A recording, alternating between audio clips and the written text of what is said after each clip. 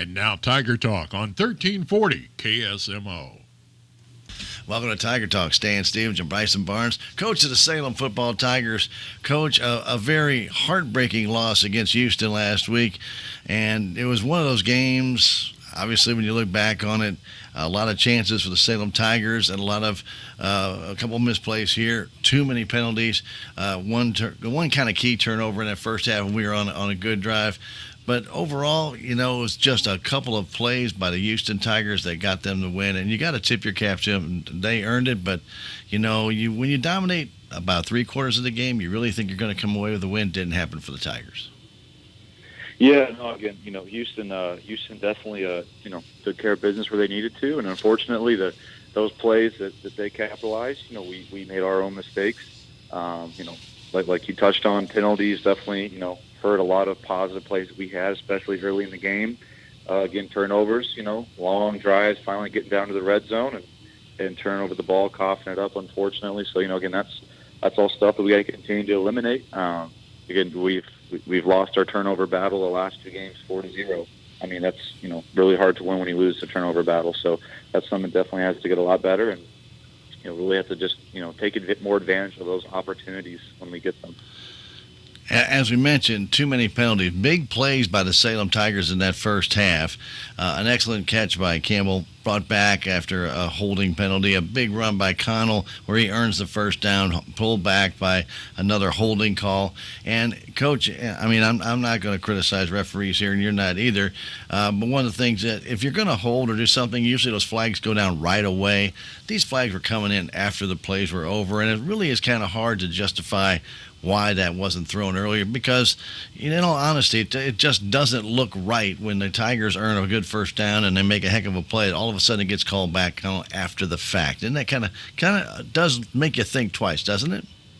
Yeah, not ideal. Really the frequency at which they were called, was quite a bit at the beginning. And, like you said, kind of makes you think twice about everything. But, unfortunately, that they were on us. And, we were definitely dealt the consequences, had to bounce back, but it definitely doesn't make our job easier, when we keep getting into lower percentage, down in distance, so far through two games. So we've worked a lot this week on, making sure we're smarter, more heads up with, what is a hold and what's not, and also trying to eliminate those blocks in the backs. I mean, it's, nothing that – it's all stuff that we just got to be able to control and be smarter with in that moment.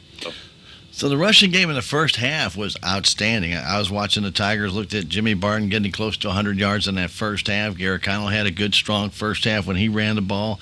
And Devin Atchison had a very solid first half. So it looked like the Tigers were really just controlling the game on the ground, didn't really need to throw the ball too much. I think Connell had a couple of passes, not for a whole bunch of yards, but some key yards. And the first downs were rolling up pretty good for the Salem Tigers in that first half. You had to be pretty well pleased with the way the first half went, except for two different plays by Houston. Oh, yeah, no, I thought we ran the ball great, kind of what we game planned all week for them. And, Jimmy did great on the ground. Houston had some carries. Devin had some carries. It was awesome finally get Devin back and for him to score. Jimmy to get, his touchdown as well. Yeah, we were running the ball exactly how we planned. Again, just the turnover there early. But no, besides that, yeah, we were really taking care of business. Good blocking up front, staying on the blocks for long enough for us to get through the line of scrimmage. And yeah, when you're running the ball like that, you'd rather not risk the ball, throwing it downfield. So, definitely we were taking care of business on the ground. And taking the time off the clock, controlling the pace of the game. And, you really felt pretty good about this one. The Tigers get on top, and then the ensuing kickoff, and it's just one of those things that happens when Bailey Hurst gets that ball, steps back at the 9-yard line, takes off, he gets the seam, and he was able to see that lane set up for him. Coach, you got to give credit where credit's due. He got it. He got in full speed, and once that young man can get going, boy, he can run the ball very, very well. Oh, yeah, again, great field vision on that return. I mean, entirely flipped the momentum right back in Houston's favor. So, definitely got to give him credit there. And that was a great play, like finding the hole once he got through. I mean, yeah, his speed, his stride, really, it was going to make it a lot harder now at that point for us to catch him. So that was a great play by them. But then after that, it was the Tigers pretty well going right back to doing what they were doing, getting the ball on the ground, moving it, getting the. I thought you set the pace for that first half. Got the touchdown on a Martin 3-yard run. Things looked good, and had another chance near halftime. Well, of course, you had another chance in there where Connell did fumble the ball, lost that fumble, and gave the ball back to Houston. But when you take a look at that first half, the Tigers were. I thought their offensive line was opening holes. I thought we did a good job blocking. I thought Connell made some good moves when he had to scamper outside and carry the ball himself. So overall, Coach, I was very pleased with the way the Tigers played in that first half overall. Oh yeah, no, again, like you said, absolutely. I mean, everyone's executing really on all fronts. Especially some of those early drives we had. If we could eliminate those penalties, like you said, that turnover by the quarterback. Yeah, I mean, it's that game might be 2 or 3 score difference going into half. Right, and then of course we know that the second half, or in the late in that first half, we had couldn't get that first down near halftime, turned the ball over, and Houston took advantage of a couple opportunities, had a couple big throws, and then the one throw, when you think about it, how the McNew kid, he's a pretty good athlete, got that ball and was able to get out of 2 tackles by Salem Tigers and then go in the end zone as the time expired in the half. And that's just backbreaking because we played such a good first half and then have come out trailing by a point at halftime. Oh, unfortunately, it was pretty much the same script as St. Clair. We had a drive offensively where we couldn't really control the clock, but at the end of the half, the opposing team got the ball back. One way or another, they find a way to get in the end zone, and then when we should go into halftime with the lead, we ended up flipping it, and the opponents get the lead going into half, and especially that play at the end there at the Houston game really just switched momentum again. We get it back, and then they take it right back, and unfortunately, we had numerous missed tackles on that play in that situation, and that can happen. So we'll be better because of that, and this week's been a really good week of practice so far. When we come back, we're going to talk about the second half of the game with Houston. We return on Tiger Talk right after this. There's a place for do-it-yourselfers with everything for your car or truck. There's end of summer savings at K&H Auto Supply in Salem. Get Turtle Wax Ceramic Wash and Wax or Ceramic Spray Coating, $13.99 each. Rain-X 2-in-1 Glass Cleaner for $4.99 and Purple Power Hand Cleaner for $2.99. K&H Auto Supply, your Parts City Auto Parts store in Salem. Parts City. Yeah, Parts City. Parts City. Now back to more of Tiger Talk on KSMO. Welcome back to Tiger Talk. Stan Stevens along with Coach Bryson Barnes. Coach, the second half gets started. Houston had all the momentum going into halftime. They were going to receive that second half kickoff, and they just kept that momentum going. And I'll tell you, they seemed to really want to concentrate on being on the ground. But when they had to throw, I thought Wyatt Hughes, just a sophomore, was very composed. We had a lot of pressure on him, and when we did, he would take one step to the right or one step to the left, move away, avoid the tackle, and then just find a short outlet pass to be able to pick up some necessary yards to keep their plays going. I give that young man a lot of credit. He did not get rattled in being a quarterback in that varsity game. Oh yeah, Houston ran some really good RPOs, which is the run pass option. Taking a run, they had slant backside. He hit that on us 2 times for good 6-8 yard gain. He had some plays where he kind of was able to. We forced him out of the pocket, and we got guys all over him. He was able to again just kind of hang in there, off his back foot, get a throw into the running back. I remember one specifically, and end up getting practically almost the first down when it should have been, 3rd and long. So, no, he was really great at, keeping the plays going and, like you said, just composed. And, he definitely, did his job. And, of course, Bailey Hurst on the ground. He was giving them some key yardage. And then they started using Anthony Carroll a little bit more in that second half. Didn't use him much in the first half, and he wasn't very effective early on in the first half. But they used him in a couple of different ways, maybe in a little hesitation plays or even on an inside handoff, trying to get him open, maybe doing a little bit of trying to go backdoor on a couple of the Tiger tacklers, trying to make sure that defensive end was staying home. I'll tell you, you got to tip your cap to Houston. They kept the ball on the ground. They started to get that clock going down. And then when Hurst got that big run for the touchdown, opening up that 8-point lead, it just makes it a little bit harder. But, they came off that touchdown. They got that one. And then the Tigers' defense just shut them down cold.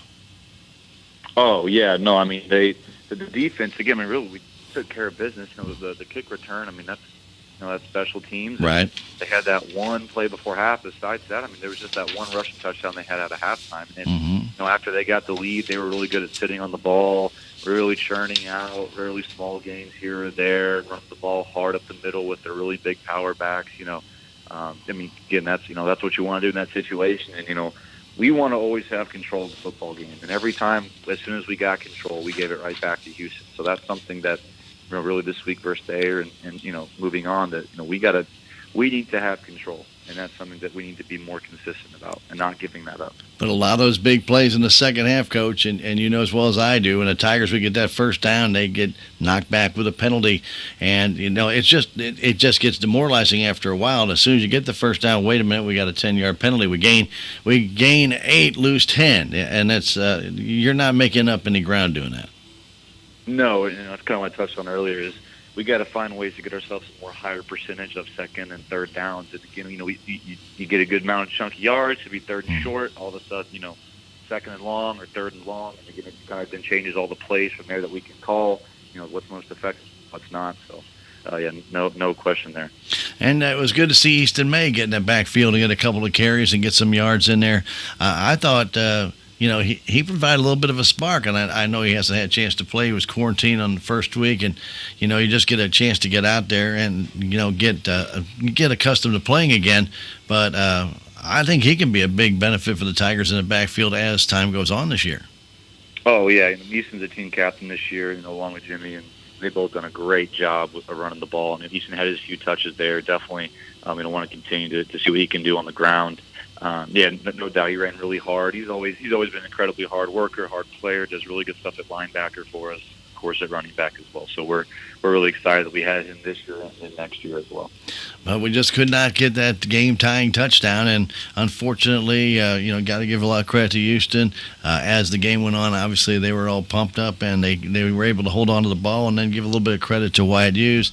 He got us to jump offside a couple of times as they were trying to wind that clock down, Coach, and again, penalties came back to haunt the Salem Tigers again.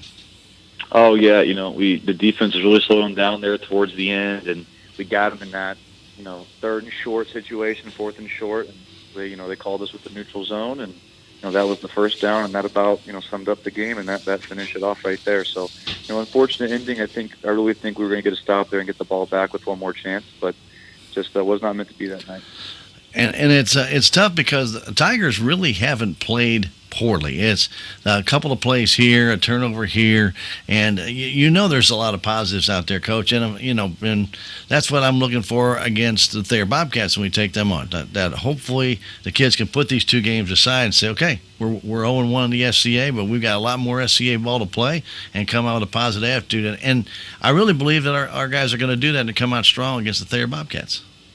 Oh, yeah, no, 100%. I mean, unfortunately, we're going to move on. That's why I told them every week, guys, we got to act like we're 0-0. It's a new week of work, new opponent, and every day we practice, it's going to build up to how we're going to play, Friday. And I think so far this week's the best week of practice we had. Thursday was awesome. Really tried implementing more competition-type scenarios and situations. And, I think, yesterday was a really good defensive day for us. So, all that's going to build up to Thayer, and Thayer's going to be tough, of course. They always are. But St. Clair's always been a tough opponent for us as well. And once we realize that they put their pads on the same way we do. Right. When we go out there and execute, play our game, and eliminate those silly mistakes on those very few plays, and it's going to be a completely different game. So I'm excited, and best thing about football, and I told the guys this was, we're not like basketball and volleyball where we get to play 2 or 3 games a week. Whatever our result is Friday night, we got to sit there with that taste in our mouth for the whole next 7 days. So. I think we're all ready to get that out and get on this Thayer game. When we talk about it, when we come back, we'll talk about those Thayer Bobcats when we return on Tiger Talk in just a moment. At the Bank of Salem, keeping your account safe and secure is our highest priority. We're adding text fraud alerts as part of our debit card protection program. If Shazam, our debit card processor, suspects fraudulent activity on your debit card, you may be alerted via text message or phone call. Ask a Bank of Salem employee today. Remember, we will never request card or account information via text, phone, or email. The Bank of Salem, putting our customers first since 1883. Member FDIC, Equal Housing Lender. Now back to more of Tiger Talk on KSMO. Welcome back to Tiger Talk. Stan Stevens along with Coach Bryson Barnes. Coach of Salem Tigers, Thayer Bobcats, going to match up tonight on your home turf. And this is kind of a key game for the Salem Tigers. Thayer, obviously, last year went undefeated in the SCA. They went into the semifinal in the state championship. So, you know, they're a quality team. They have not lost a lot of guys. They're going to come back with the same team. But, you know, one of the things I always remember, when you play a solid football game against a team like that, and they're not expecting that kind of out of you, it's a good way to beat this team. They may not be expecting that much from Salem Tigers, but you know what to expect from Thayer. They should know what to expect from Salem, but they might just be letting their guard down just a little bit. Yeah, you know, and Thayer's a really well, you know, coached team. You know, really solid players. They don't make too many mistakes. Unfortunately, you know, we are 0-2, so you know, that might change the perception of Salem a little bit in their eyes. And you know, we know what Thayer is, and we've been preparing, you know, just like we normally would. So you know, it's going to be a good matchup. Again, I always like our guys. You know, again, we've been so close. Both games so far have been decided by one possession. So you know, when the fourth quarter comes around, I've been telling the guys all week, you know, let's be in a position to win the game, whether we're up or we're somewhere right there in the mix. Let's keep it close when the fourth quarter comes. Let's go seal the deal and win the game. And you know, it sounds easy, and it's you know, you have to remember 48 minutes of football, 46 minutes doesn't do it, 45 minutes doesn't do it, and it's going to take every single player on that Tiger team to beat the Thayer Bobcats. But it's the reverse thing too. If Thayer comes out and only 9 of their players play and a couple of them don't play, you know, they're not doing the blocking schemes, they're not tackling, they're not doing this and that. It can be just 1 or 2 plays that make the difference in a game. Very similar to what happened to the Salem Tigers against Houston. Oh, you know, like you said, you got to play 48 minutes. Like, you know, the slightest, you know, 1-2 plays, and you know, they can make a game. And you know, sometimes it's a lot of things compiled together, but more times than not, it's a very scarce amount of plays that ultimately will decide the game. And we've been practicing all week to be on the winning side of those. Yeah, I thought the Salem Tigers defense against the rush was very well. You know, Thayer's going to want to keep the ball on the ground, but they have the potential of going up in the air. And I've been thinking the Salem Tigers pass defense. Yeah, I know we gave up the touchdown to McNew, but I thought that the defense itself, coverage-wise, was extraordinary against Houston. I thought it was very good. Yeah, no, our defense has really been taking care of business. You know, a few things here or there, but yeah, we can hopefully hold up their run game. You know, try to force them to throw. And you know, I've been saying this since the beginning. I think our best defensive units are secondary. You know, again, very long, athletic, can make plays on the ball. So you know, if we can get the ball up in the air, I like our chances of coming down with it. We just got to be prepared. And you know, they're going to want to run the ball, and all of a sudden try to go over the top. So we just got to make sure we're ready and adjust to that, and that we're not going to overcommit to the run. And we need to get a couple of good pops in. I know in the Houston game, I know Connell had a good pop, Easton May had a good pop. You could hear those pads popping up in the press box, and you know somebody took a good shot when that happens. And you know, you do that to Thayer, and it puts that thought in the mind. I mean, man, that guy just hit me. I don't know if I want to do that again. If the Salem Tigers can continue that kind of pressure and continue those kind of hits, that really takes a toll on the other team, doesn't it? Oh yeah, you know, you set the tone early and often. That's what we say. You set the tone quick. You know, make them to where they have to, you know, think twice before coming across the middle, or you know, running through this certain gap. You know, so yeah, that's 100%. You know, set the tone early and often. You know, let them know who we are. We're here to play, and you know, that's the mission. All right, Coach. Well, the very best of luck tonight in SCA play against the Thayer Bobcats. Good luck, Coach. Thank you so much. Stay tuned. Tiger football. It is next. You've been listening to Tiger Talk, heard before every Salem Tiger football game with Stan Stevens and head coach Bryson Barnes. Reality check number 44.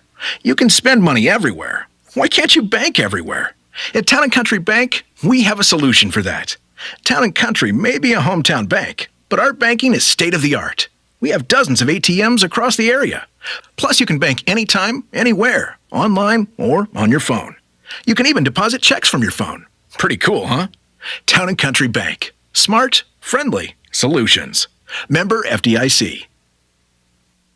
It's tailgate time, so come into Country Mart in Salem today and pick up all your tailgate supplies that you will need, like lunch meats, condiments, beverages, paper plates, cups, plastic utensils, paper towels, or how about Glenn Smokehouse ribs, pork steaks, or even fried chicken. Plus, don't forget to check them out online at www.tcmarkets.com. Country Mart, Highway 3272 East in Salem. Stop by and see them today.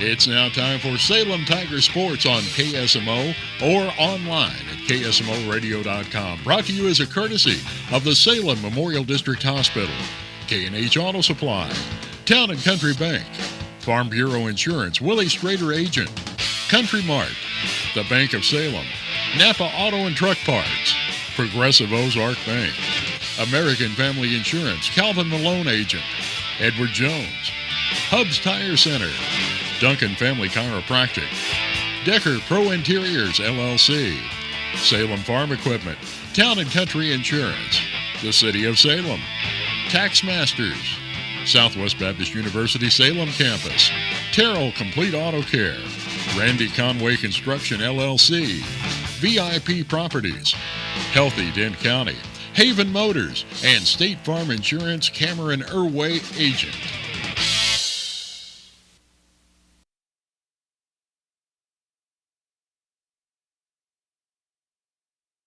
Rick Hoyt with you here, and Salem Tigers on the field, Thayer Bobcats on the field. We're getting ready for the coin toss as the captains will make their way out to the center of the field. And Rick, you know, it's early in the season yet, but you know this is also kind of the toughest part of the season for the Salem Tigers. The Thayer Bobcats this week, the Ava Bears next week, on the road at Ava, tough places to play. And you know, coming off that loss against Houston, a very heartbreaking loss, but the Tigers are going to have their hands full tonight against the state semifinalists from last year, the Thayer Bobcats.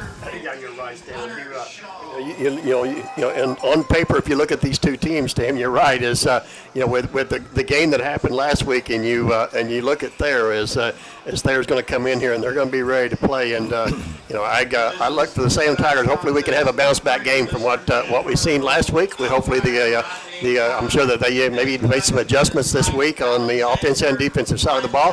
Hey, I'm looking forward to this contest here tonight. See what we can do. Game starts out 0-0, right? That's right. You bet. You never know. I'm going to turn that because you're getting a little popping right there. Let's try that. Let's try that. Yeah. Try that. But I mean, you're right, Stan. I mean, that's just the way it is. You got to put that game away last week, and you got to come out here tonight and start over fresh. Talk to Coach Bryson, as people might have heard in Tiger Talk. The penalties really did undo the Tigers, and some of those penalties were just some of the most unusual penalties. Getting one called on Garrett Connell while he actually had the ball. I never have ever heard that, and I don't believe you can get a holding penalty while you're actually carrying the ball.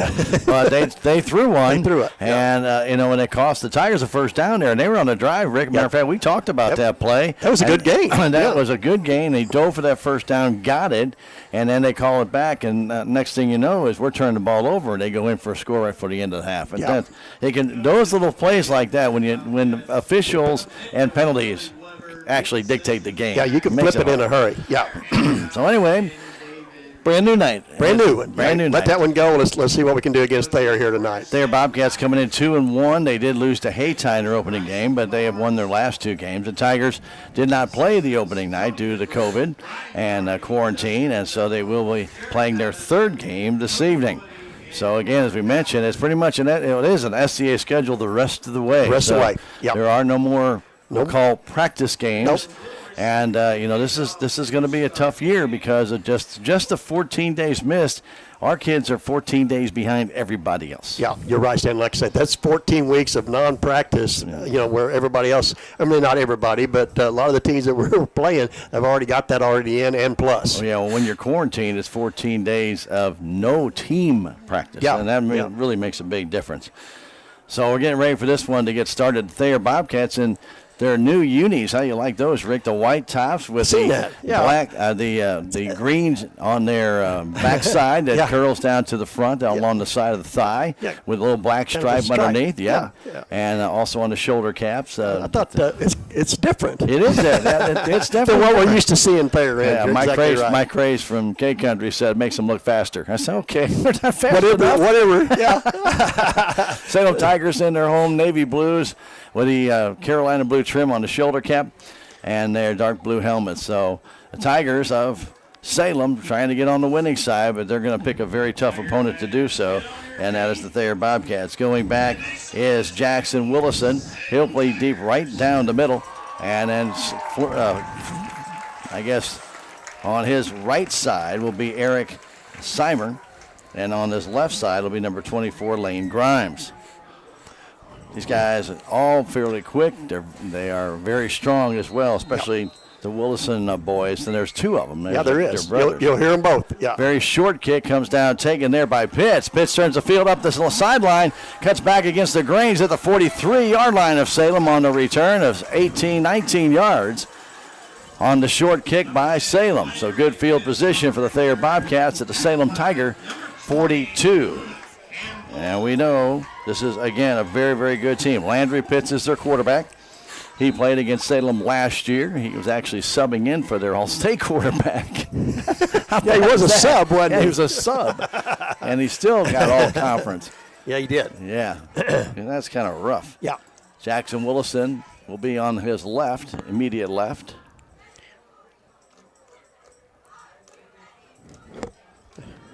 And on his immediate right, I believe the clock never moves, Stan. Well, that's because it doesn't have to. Time stood still, Rick. It's our clock. Time stood still. The referees are going to stand still until we take some time off this clock. Well, our clock keeper forgot to start it, Stan. Well, they're excited. Yeah. All excited about SCA football. So a nice night here. We hope everybody enjoys it, whether you're watching live, listening in, or streaming with us. We appreciate you joining us on KSMO Media. Pitts is going to throw on the first play. Rolls out to his right, fires it out, and it's incomplete.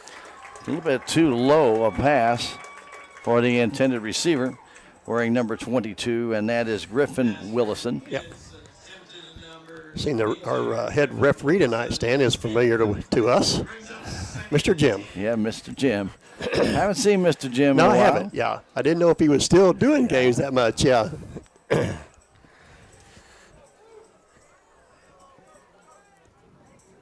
Pitts goes under center. Again, wants to throw. Rolls this time the other way. Fires, and that is incomplete.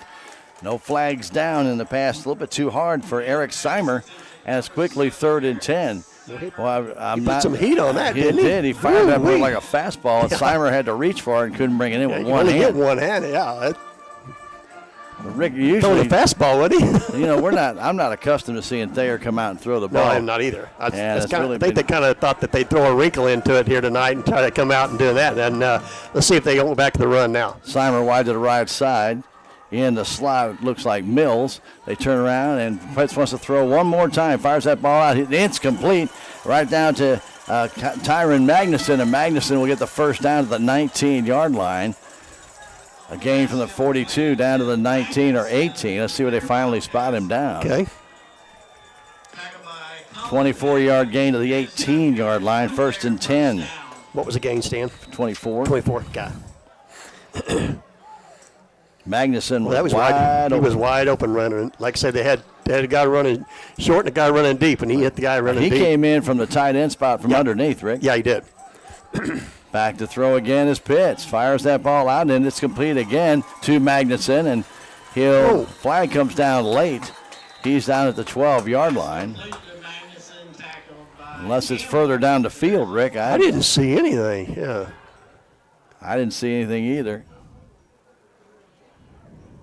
Magnuson started turning up the field. A tackle was made. I sure didn't see anything. I didn't see anything out there. You're right, Stan. I didn't. Officials are talking about it. 10:59 to go. Just a minute and 1 second into this game.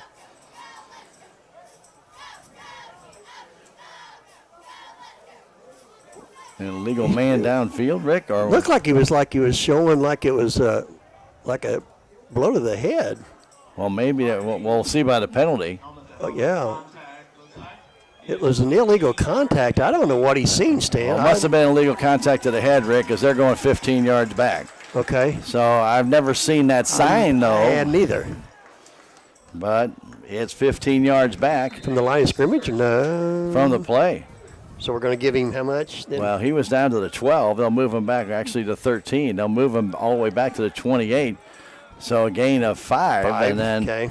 a 15-yard penalty. 15-yard penalty. Gotcha. Trying to turn up the field is going outside and trying to break upfield. Number 22 of the Thayer Bobcats, and that happens to be Griffin Wilson. You got Griffin Willison. I believe it's David Willison. Okay. And that's Griffin.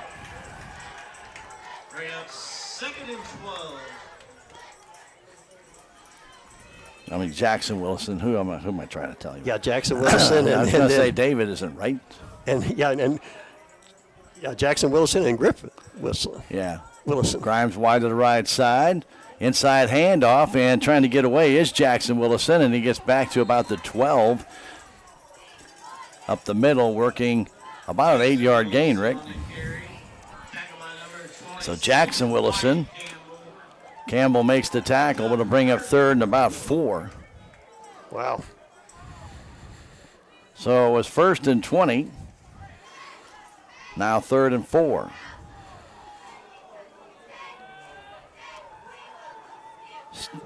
Inverted backfield. Give it to Jackson Willison up the middle, and Jackson hit, but he'll get very close to the first down. Taken down by the Salem Tigers, number 53, and that's Corbin Robinson. And it just enough for a first down, Rick. A 6-yard gain. Okay. That was close, but they gave him the first down to be 1st and goal for Thayer at the 6.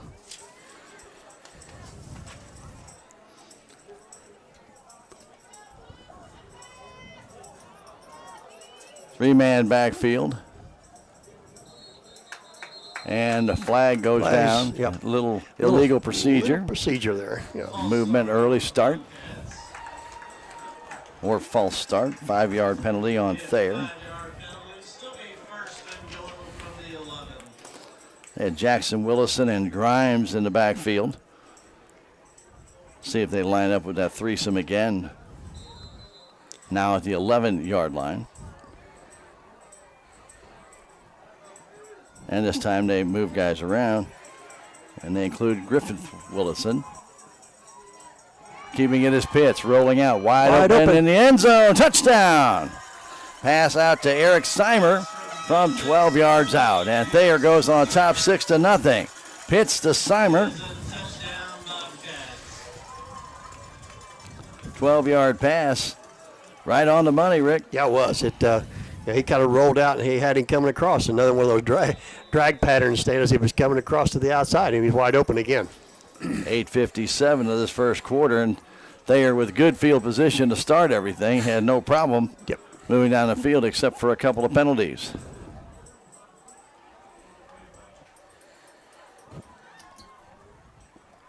Snap is back, the kick is up, and the kick is good by number 75 on Thayer, and that is Zach Jones.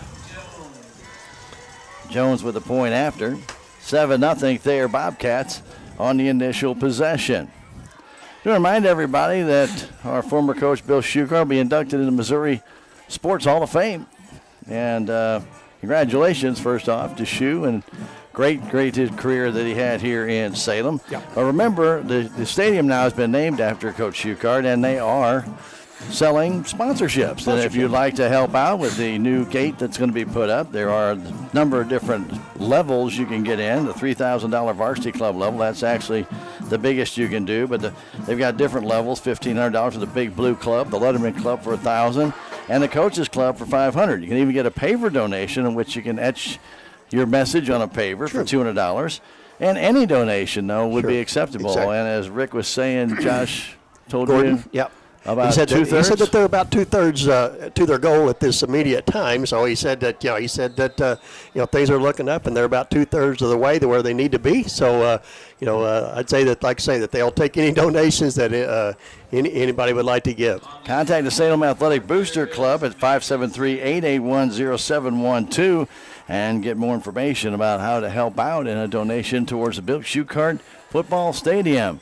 The kick is going to come down around the 20-yard line. Checks up right there. The Tigers pick it up and try and find a little room up the middle and getting to the 26-yard line for the Salem Tigers. And wearing number 21 for the Salem Tigers. Getting out there is Josh Owen. Green brings him down. The ball at the 27. 1st and 10. Garrett Connell will lead the Tigers out. Got to answer, Stan. Got to answer to him. Got to get a good drive. I like agree to see with a you. good drive. Yeah. Got to let Thayer know you're in the game. You right? bet. Right off the bat. Yeah.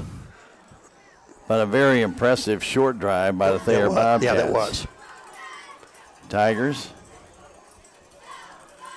have Connell under center. And the deep man is Jimmy Barton trying to find a little room up the middle, and he gets about 4, maybe 5. Okay. Barton had a real good game last week. Had a great first half. Yeah, he did. Finished with 99 yards. Actually had gotten over 100, but then a couple losses Yep. to get back to 99. But he really ran the ball well. Yeah, he did. For the Salem Tigers till they got behind and then kind of abandoned the running game, which I think that they possibly should have gone back to it with a little bit maybe different approach. Yeah. But 2nd and 5, but we're not the coaches. We got trips to the left and very tight formation. They go again to Barton, and Barton will pick up a little bit, maybe 2. He was taken down by Jones right away. Jones lifted his feet up, and you're not going to go very far when they pick you up. So it'll be 3rd down about 3.5, or maybe just around 3. Nice spot there. Yeah, I'd say about 3. You're right. On the near hash mark at the 34-yard line. Tigers need to get to the 40, or 37. Yeah. And it's 3rd down and 3. See what Coach Barnes elects to do here. Coffin wide to the left side. Campbell wide to the right in the I formation. Atchison up close and getting hit and hit hard was Connell on a blitz from the outside. And that'll make it 4th and 3. I tell you what, Jackson Willison got in there along with number 56, Dalton Nicholson, and boy, they rushed quickly. And they had 2 on that coming on that outside. You're right. On the blind side, too, Rick. Yeah. So the pass falls incomplete. Gover goes back to punt. And for the Thayer Bobcats, they'll drop Grimes deep. They also put guys out wide each side. Get some pressure. It's blocked. The punt is blocked and recovered by Thayer at the 15-yard line. Getting in there, blocking that punt for Thayer is number 8, Brendan Bigger. Bigger got in there and blocked that punt. Rick, that was impressive. That was. Yeah, he just come on the outside stand, and he just went around the end, and he come right straight in before Bradley could get that ball off. The blocked punt with 7:29 to go in this first quarter.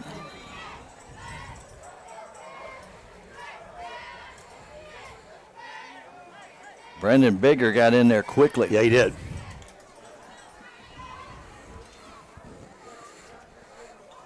Pitts goes in the gun.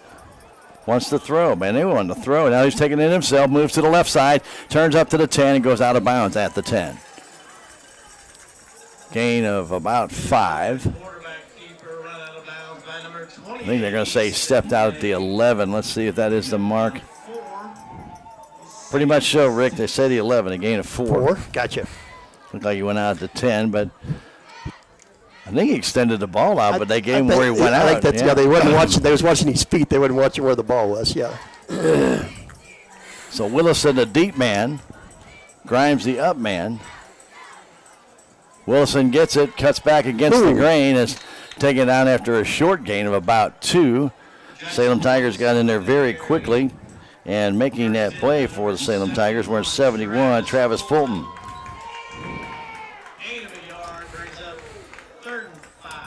6:35 to go first half. 7-0 Thayer Bobcats. 3rd down, still about 5 yards to go, about maybe 4.5. Three receivers to the left side. Jackson Willison, the only man deep on the offset line. They flip it to him, trying to get that line. The blockers turns up the field and goes in for the touchdown. Willison goes in from about 9 yards out. And Thayer goes on top by a score of 13-0. Wow. Jackson Willison, a 9-yard burst. Boy, they set that up well with all the blockers on that left side. Yeah, he had everybody going with him, Stan. That was a nice, well-designed play right there. That was a total imbalanced line. Only two people off to the right side of the center. Yeah. And the Tigers did not really, I don't think, knew how to defend that line. So Jones in for the point after. Snap is back, and they're going to go for two as Pitts rolls out, looking. He has all kinds of time, flips it out, and the ball's knocked away. Good job by the Salem Tigers, number 7, Colin Haven. Yep. That's knocked that ball, got the paw out. Yeah, he did. Just knock it down. Good job. 2-point conversion fails as Haven knocks it away. 13-0 Thayer with 6:15 to go still here in the first quarter. Going to be a little water break here for each team, so we're going to go ahead and take a break. With the score, the Thayer Bobcats 13, the Salem Tigers nothing. We'll come back in 30 seconds. This is Salem Tiger football on KSMO Media. If you have the audacity to believe a financial advisor should talk with you, not at you. If you believe access to your financial advisor should be a right, not a privilege. Join the nearly 7 million investors who think like you do. FaceTime and Think Time make a difference. Join us. Join us. At Edward Jones, it's how we make sense of investing. Call Joe Brandon Salem at 729-3831.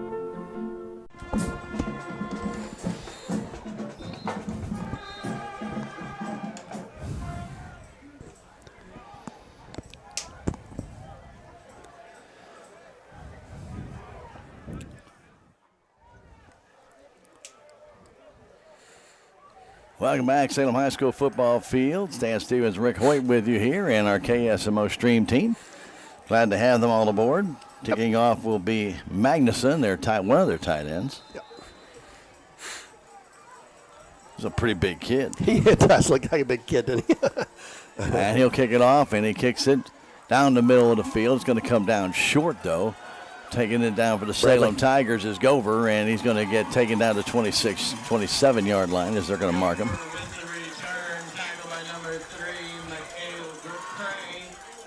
So Salem will start out their own 27, 1st and 10. 1st and 10 for the Tigers at the 27-yard line. Corbin Robertson kind of limping around out there. I've seen that. Looks like he got his foot stepped on. So Salem Tigers, Luke Campbell brings in the play from Coach Bryson Barnes. Tigers had a 3rd and 3, could not convert as Thayer blitzed and got to Connell from the backside.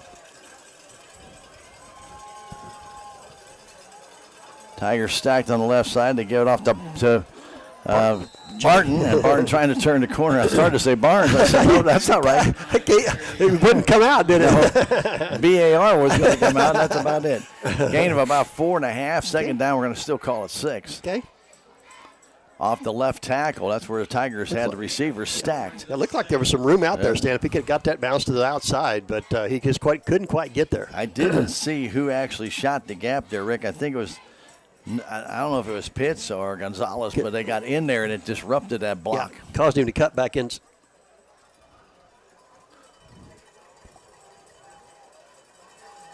Connell. Oh. And it'll fall off, and the ball's loose as Barton got hit right as the handoff happened on a little bit of a delay. And a fumble. Looks like Connell jumped on it. It'll be back to the original line of scrimmage, Rick, and it'll be 3rd down and 10. That was a little delay to Barton again. Boy. And, boy, Thayer was there. They filled the gap in a hurry, didn't they? Wow. So they actually spotted the ball right just inside the 30, so it'll be 3rd. We're going to call it 9. Okay. Tigers put Kaufman out wide to the right side. Connell gets the high snap rolling that way, fires that ball out. It's almost intercepted, intended for Gover. Pitts was over there. He almost picked that off, Rick, and he had nothing but green grass in front of him. If he picks that off, that's 6, yeah. 4:43 still to go in the first quarter. It'll bring up 4th down. I didn't see a flag, but they're talking back there. Did you see a flag go down? I still don't see a flag, Stan. Officials are talking behind the Tigers. Is it on the far side, Stan? I still don't see a flag, Rick. I don't either. But they're still talking as if there is a penalty. But I do not see a flag on the field. I don't either. Well, we got one. Pass interference? Pass interference against Thayer. Thayer. Wow. Okay. And that'll be a 15-yard penalty and a Tiger first down. Wow. Okay.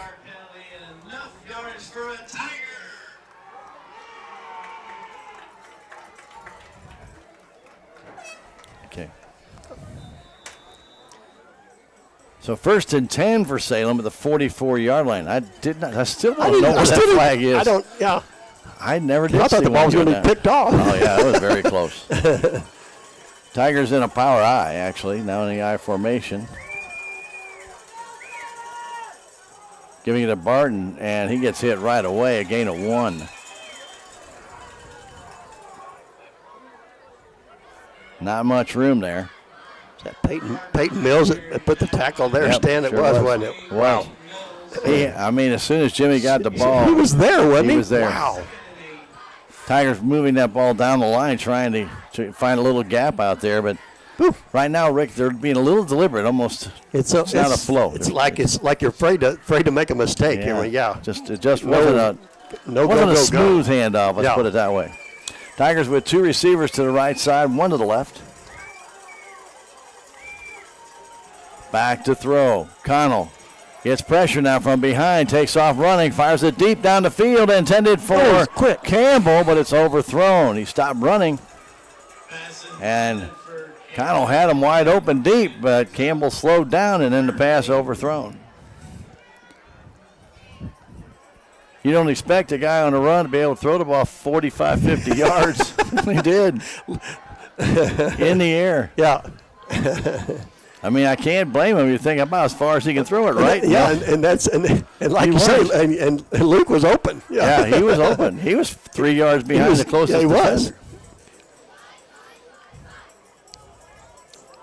3rd down, 8. Kaufman and Barton wide to the right side. Wide to the left side. Excuse me. Connell back to throw, getting pressure from behind, fires it down the middle, and it's almost intercepted by Thayer. Pass intended, I believe, there for Barton. But 24 coming up was Grimes, and he tried, instead of catching it with his hands, Rick, he tried to catch it against his body, and it bounded away. So Grimes will go back and wait for the punt. Last time it never got to him because it was blocked. So Gover, who's doing the punting, is going to have to get that ball off a lot quicker. Yeah, it took too long the last time. Yeah, you got to get it quick. These guys are going to fly at you. Snap is back, and this time he does get it off. A good kick. Grimes going to come up and get it at the 27-yard line. Gets away from one would-be tackler and gets out to the 35. A gain of 7 on the return. And no flags down that we can see, but that doesn't mean there's not one there. Because I didn't see that last I still don't know where it is. And it's 1st and 10 for the Thayer Bobcats at the 35-yard line. 3:37 to go in the first quarter. 13-0 Thayer on a Simon 12-yard pass from Pitts, and then a Willison touchdown, a Jackson Willison touchdown from 9 yards out. Great night for football. Yeah. Nice crowd on hand. Yeah. Good student contingent on hand. True. And a fairly nice Thayer crowd. Long trip, huh? It is a long trip. We know all about that. We know about that. Flip it back to Willison. Willison gets the block to the outside. He turns the corner. He's going down the right side across the 50, and he is taken down at the 45-yard line. Flag thrown. But a flag is down. Mm-hmm. They're going to add to this one, Stan. I've seen look like a late hit on the Yeah, Salem right Tigers. there, they took him down. Yep. I think it was going to be a late hit here. That's a 21-yard gain. Gotcha. And then we're waiting to see it's a dead ball foul. Personal foul against the Salem Tigers. You were right, Rick. Yeah, I could see that. I could see that coming. Like you say, he was down, and somebody could come in a little bit late and kind of come in late on a pile, and I seen the referee on the far side threw the flag. Colin Haven brought him down, but not until a 21-yard gain, a first down for the Thayer Bobcats. And now they're already deep in Salem Tiger territory again. That didn't take long. No, it didn't. That's what this Thayer Bobcat team has got, a lot of weapons. Yeah, they do.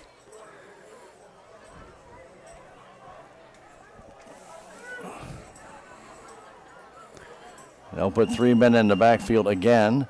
Back to throw is Pitts. Pitts looking, dumps it off, completes it, still on his feet out there for Thayer, and still on his feet, finally getting taken down by 3 or 4 different Tigers. Is a Thayer receiver, and number 22, and that is Griffin Wilson. That'll be a gain of about 4. Okay. Ball right at the 25 on the far hash mark with 3 minutes exactly to go first quarter, 13-0 Thayer.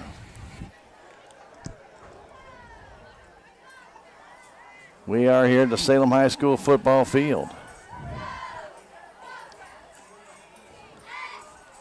3 in the backfield.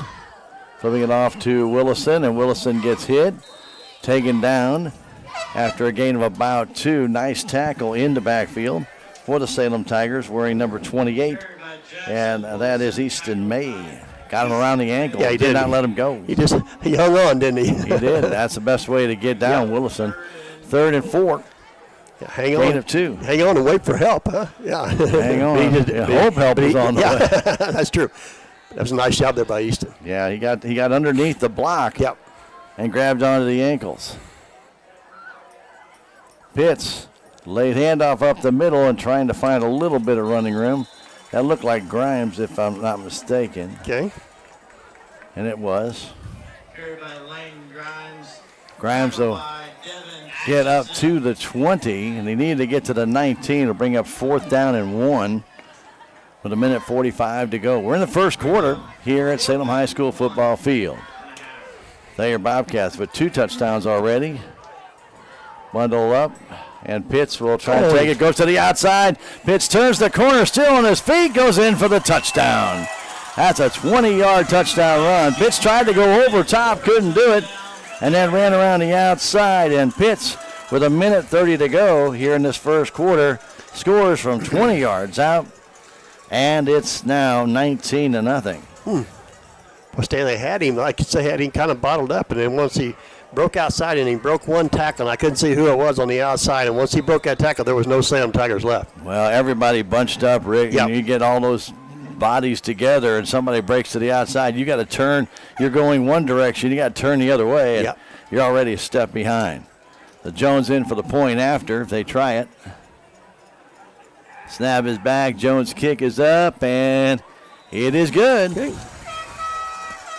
Jones, the point after, makes it a 20-0 lead for the Thayer Bobcats. Just like that, huh? Just like that, with 1:30 to go here in this first quarter.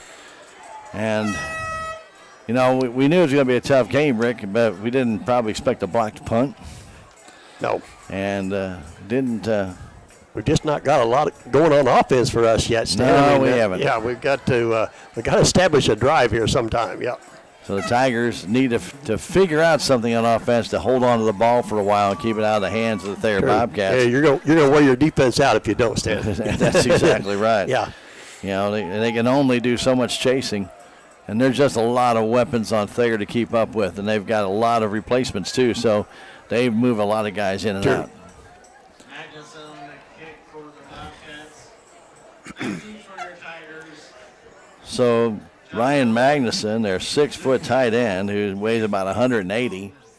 I think he's bigger than 6 foot. He looks about 6'4", doesn't he? He's a big kid. Maybe that was 2 years ago. Maybe this is not an updated roster. I think it's an updated roster. I just don't think the stats are right. So Magnuson's kick down the left side. taken by the Salem Tigers and trying to make their way up. That's Campbell, and Campbell will get up to the 33-yard line. Still some piling on out there. Some pushing around, Rick. Yeah, I seen that too. You seen the same thing I did.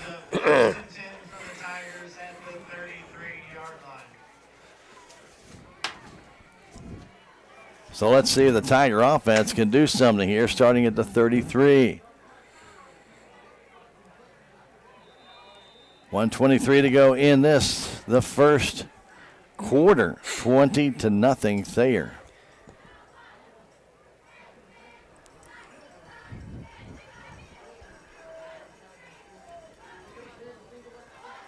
Guys are kind of out of breath already. Easton Mayo coming to backfield. And they give the inside handoff to Kaufman. Turn to the outside. Kaufman got a first down and more down the sideline to the 50. He's to the 40, and he goes out of bounds. And no flags down on that end around from the 33-yard line of Salem. They're going to mark him down at the 37-yard line. That's 17, and let's say, wait a minute, now they're going to move back to the 40. That's why I hesitated. 28-yard gain and a first down for the Salem Tigers. Good job, good run that time, Stan. Got on the outside deck there, and he's got the speed. He's got the speed. Get him in that open field. Yep. Nice end around there. Connell trying to throw the ball, dodges one man. He's got some running room. Turns up to the 30, he'll get to the 28-yard line. A first down for the Tiger quarterback. Yep. That's a gain of 12.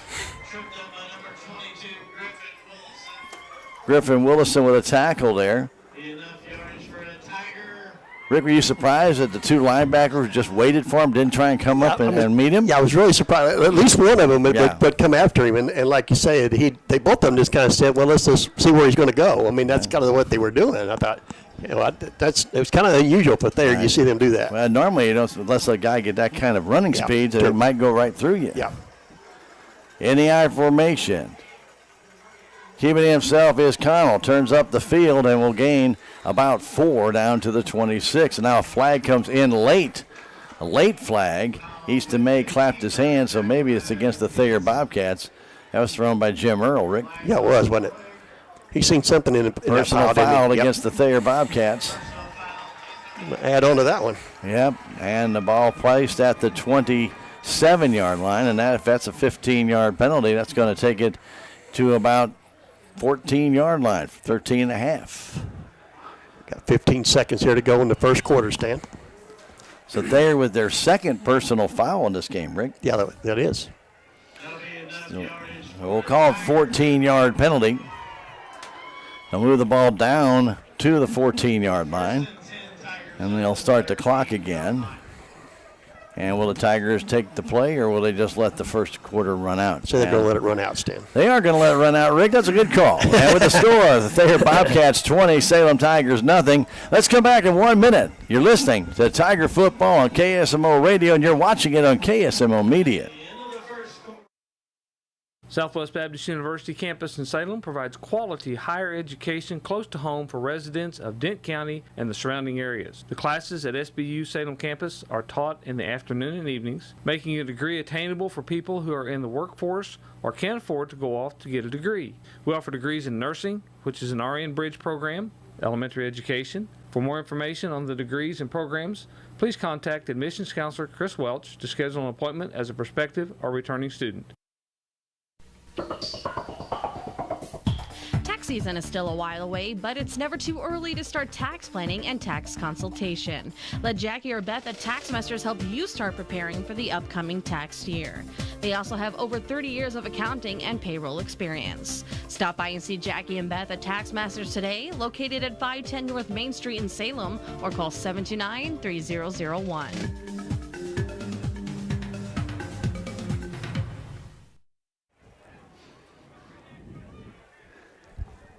One quarter in the books, 20-0 Thayer Bobcats.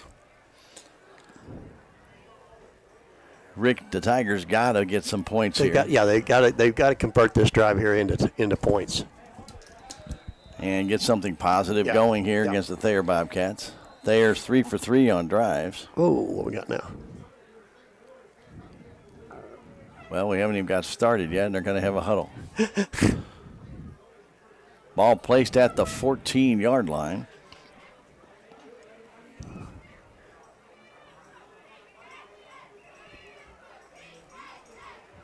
Okay, here we go, Stan. All right. I didn't understand that one. I guess we don't have to. Some of these guys are the same guys from last week. That's what we found out. So they did a lot of huddling. Easton May, the up man. They'll give it to Jimmy Barton, trying to turn to the outside. Breaks a tackle. Jimmy's still on his feet. He's close to the end zone. Is he in? No, he's going to be down to the 2-yard line. Ooh-wee. He dove. Rick, I lost him when he dove. Couldn't tell if he got in or not. But it looks like he has enough for the first down, or he is really close. That is at the super far end away from us. Can you see? That's a first down. That's a 10-yard game and a Tiger first down. Barton blew through that hole. He got a nice block. I believe that was Gover on that block. I thought he was going in, Stan. They're right, like saying, then I seen him dive, but then I lost him after that. Got very close to the goal line. Well, got close to going in, but he dove, and we had two Thayer Bobcats cut right in front of us at that moment. Could not tell. Handoff up the middle, and going in for a touchdown for the Salem Tigers. That looks like Easton May. Was it Easton May, 28, Stan? I believe you're right, Rick. That's Easton May. May with a 3-yard touchdown run, and the Salem Tigers are on the board. Yeah, there we go, Stan. We needed to make something positive happen. So May from 3 yards out. Okay. And Gover will come in for the point after. Snap is back. A lot of pressure. He's never going to get that off, and that ball's blocked. No way. And poor Du Bois down there got run over. Woo. So Bradley couldn't get that off in time. So here early in the second quarter, the Thayer Bobcats surrender their first points to the Salem Tigers. It's 20-6 now. And Rick, now can the Tiger defense stop this Thayer offense? Yeah, the offense, finally come out in that drive and put a drive together and put 6 points on the board. So now it's, see if that kind of picks up the defense a little bit, stand here, and we can make a stop on the Thayer Bobcats. Big run by Kaufman on that play on the end around. That set the play up. A penalty helped. Nice run by Garrett Connell for a first down on a 12-yard gain up the middle, and then a nice run by Jimmy Barton to get it down near the goal line. So maybe the Tigers are figuring something out a little bit. Bobcats will, again, send a lot of speed deep. They got Willison down there. That's Jackson Willison. Grimes is down there. And also going deep for Thayer, number 7, is Seimer. He's caught the touchdown pass. He'll be on the right side, and Grimes will be on the left side. Willison down the middle. Thayer Bobcats. 2-1 coming into this game. They're only lost to Hayti in the first week. So Gover will kick it off. Yep. 11:23 to go in the half. 20-6 Thayer. Gover's kick is fairly short. He's going to come down, take a bounce, picked up by Grimes at the 22-yard line. Out the outside corner. Grimes down the sideline and dives over a would-be tackler to the 48. No flags that I can see, Rick. Okay. And that's good field position for Thayer again. Boy, he got to the outside in a big hurry. Yeah, he did. Yeah, once he picked that up and he seen that on the outside stand, that's just exactly where he went. No hesitation in what he was going to do. Yeah, he definitely was thinking sideline all the way, not the middle of the field. No, once he picked that up, he seen that. So Pitts will come out and lead the charge. Under center. Flipping that out to Willison, trying to turn of the field. Hit right away, but gets away for about a 4-yard gain. He got hit at the line of scrimmage, bounced away, and still picks up about 4, almost 5. Actually, they're going to give him 5. They're going to give him 6. Whoa. Down to the 46 of Salem. Wow. I didn't think his knee went down before that, but they're giving him the spot of the ball. He rolled over to there. Yeah. Yeah, so Well, wow. It is what it is on the field. True. It's not what we see. Simer wide to the left side. Pitts goes back to throw, looking deep down the right side, fires it down that way for Grimes. He's out of bounds. Lane Grimes. Good coverage by the Salem Tigers. Colin Haven right with him all the way, Rick. Yeah, he had good coverage. Like I say, I don't think that ball was going to get completed, even if he left that inbounds, but he let it go, and he may have been trying to just throw that ball away to Stu Stand because he was right there, and then all at once he just let it fly like he was just going to throw it away. Yeah. So third down, still 4. This is probably 2 down territory for Thayer. I would agree with you. I would agree with you. So Pitts, 3 guys in that backfield again in a straight line, and they'll flip it back to Willison. Willison up the middle, big hole. He's got the first down and more. Cuts to his left, gets around another would-be tackler, still on his feet to the 20-yard line. That is a gain of 26 and a first down. Boy, he got away from 3 would-be tacklers, and I tell you, he used the stiff arm very, very well. Yeah, he did. Yeah, he just kind of pushed some people out of his way and kept that like you say, that stiff arm out there, Stan. Nobody could reach out and bring him down, and he did that a lot of that on his own. Wilson, not a big guy at 5'9", so he's close to the ground. He weighs 210, Rick. Yeah. He's not a small dude. No, he's got some powerful legs. He's put together. Yes, he is. So in the pistol, they hand it off again to Willison up the middle, and Willison will get inside the 15 to about the 14. Boy, nothing fancy there, Rick. No. Just a burst up the middle. On that far hash mark, it'll bring up second and about 3. They've been giving pretty favorable spots all night long to both teams. So before we make a decision on where the ball is, we kind of have to wait for them to set it down. Yeah. Landry Pitts at quarterback. Handing that ball off again and trying to find his way for a first down for Thayer. And that looks like number 22. Okay. For the Thayer Bobcats, if I'm not mistaken. I think that's going to be Griffith Wilson. And Willison gets the first down, if I see right. If it's at the 10. Don't I see right? Yeah, it's like you. I don't know what they were waiting on. I mean, you both seen the same thing. First and 10. They started putting the sticks down like a goal, and I thought, it's outside the 10. And they'd already flipped it up to first down. So Grimes wide to the left side, Simer wide to the right. Snap is back. They give that one again to Willison to the outside, wide open, and he goes in for the touchdown from 11 yards out. Jackson Willison. Boy, he saw an opening. He took off. Yeah, his second touchdown. Yeah, he's seen a big opening there. 11-yard run by Willison off the left side. And with 8:40 to go here in the second quarter, Thayer increases their lead to 26-6.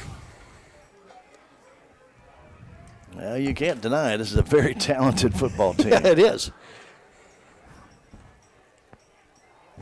Jones will come in for the point after. Pitts will hold. And the snap is back, and that kick, looks good. It is good.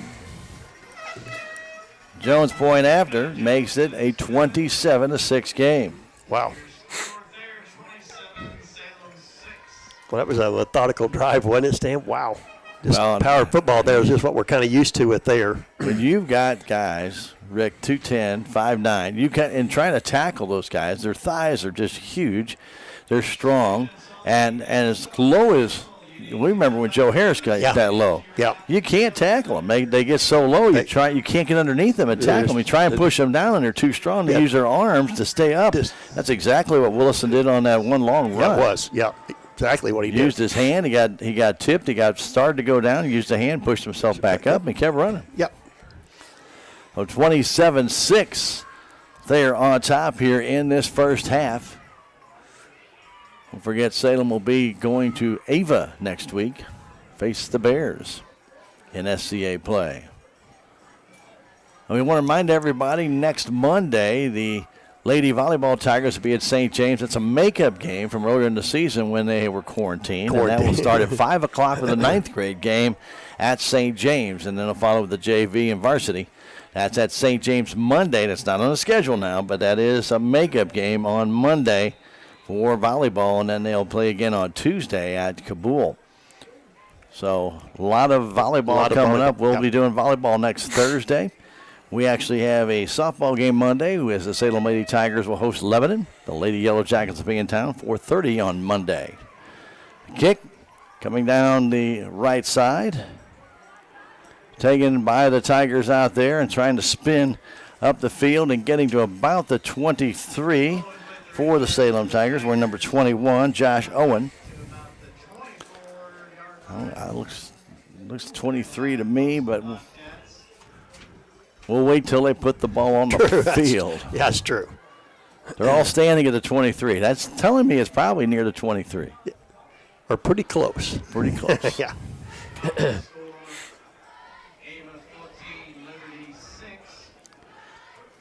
And actually, they moved to the 22. Actually, they moved to the 22, yeah.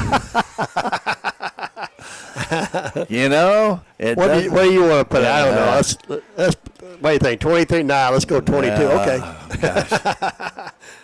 They're all standing at the 23, and they moved to 22. What the heck? Why not? All right. 27-6 our score. The Tigers. Connell will go in a gun, and a little misconfusion there. It looks like Salem is going to have to burn a timeout. Yep. And they did. With a score, 27-6 in favor of Thayer. Let's go ahead and take a 30-second break and come back. You're listening to Tiger Football on KSMO Radio, watching it on KSMO Media. Thanks for joining us. Perfect. The color, the flowers. That's just the whole place looks amazing. I love it. Sophia, whatever happens, we're here to protect you. Thank you. There's no room for fear in your dream home policy from American Family Insurance. Insure carefully. Dream fearlessly.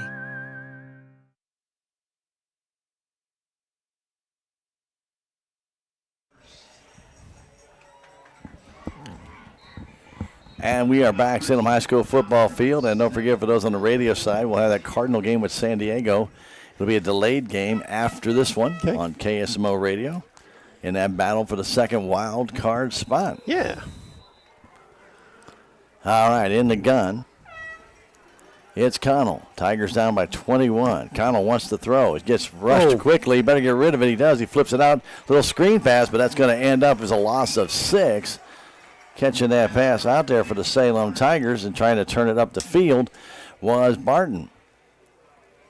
Let's see what they'll spot him down. They're going to put him down, though, at the 19, so that's only a loss of 3. But he actually was taken back by Thayer to about the 17. So loss of 3 yards, second down 13. So Thayer smelled the screen pass there, Rick.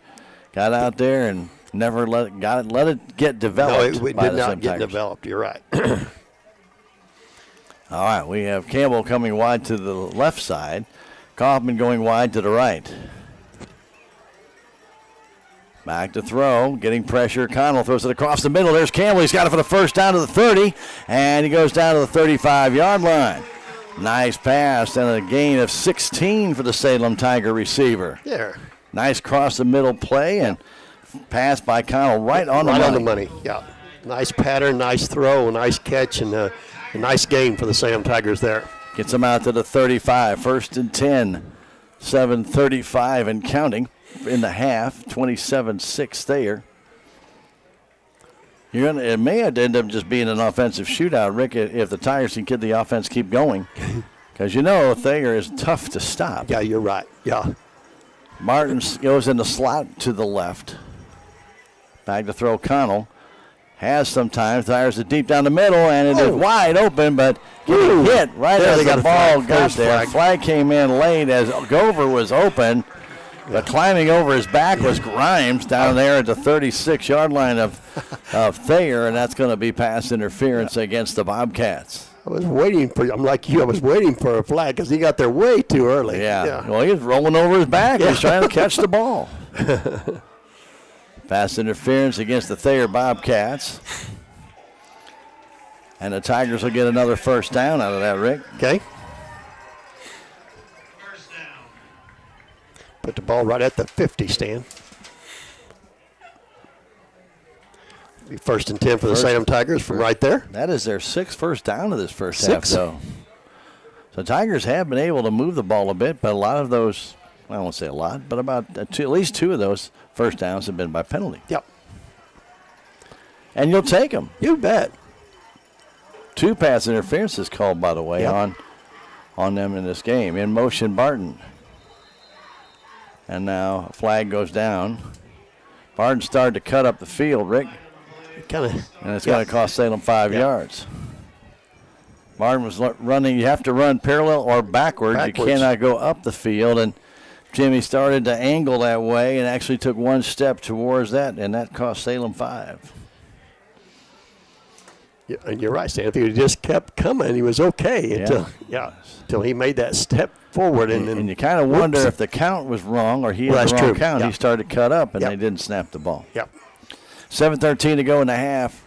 27 for Thayer, 6 for the Salem Tigers. Ball at the Salem Tiger 45-yard line. Salem scored on their last possession and just gotten hit with a 5-yard motion penalty. Back to throw, getting pressure. Coming up the middle of the field. A lot of room for Connell. Gets to the side, and he'll get about 13, but he'll be 2 yards shy of that first down.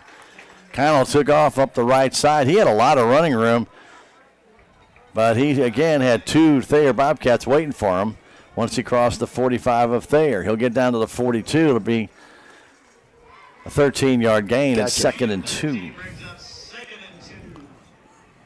Nice run by Connell. Boy. Yeah, it was. He kind of seen the green grass in front of him and just got all he could get, Stan. That was a nice play.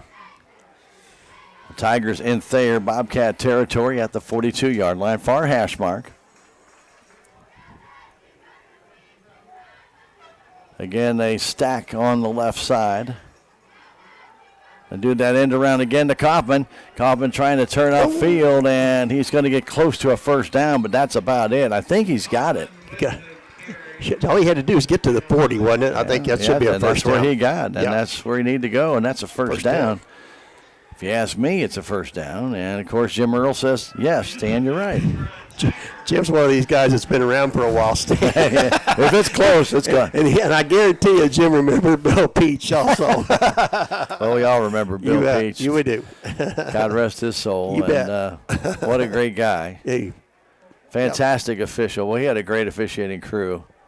The whole crew was good. Yeah. What a man. What a guy. Yep. Was made refereeing fun. I mean to tell you. Yeah. He was something else. Tigers go in I formation. Connell saw he couldn't hand it off and cut up the field himself for a short gain of about 3, maybe 4. Yeah, if he hands that ball off, Stan, I'm afraid that's for a loss. If he hands that ball off, it doesn't even get to Jimmy Barton. I think it's a fumble. Yeah. Gain of almost 4, Rick. Okay. 2nd down and 6. Yeah, you're right. If he'd have given, like I say, if he'd have given that to Barton, that was not going to be pretty.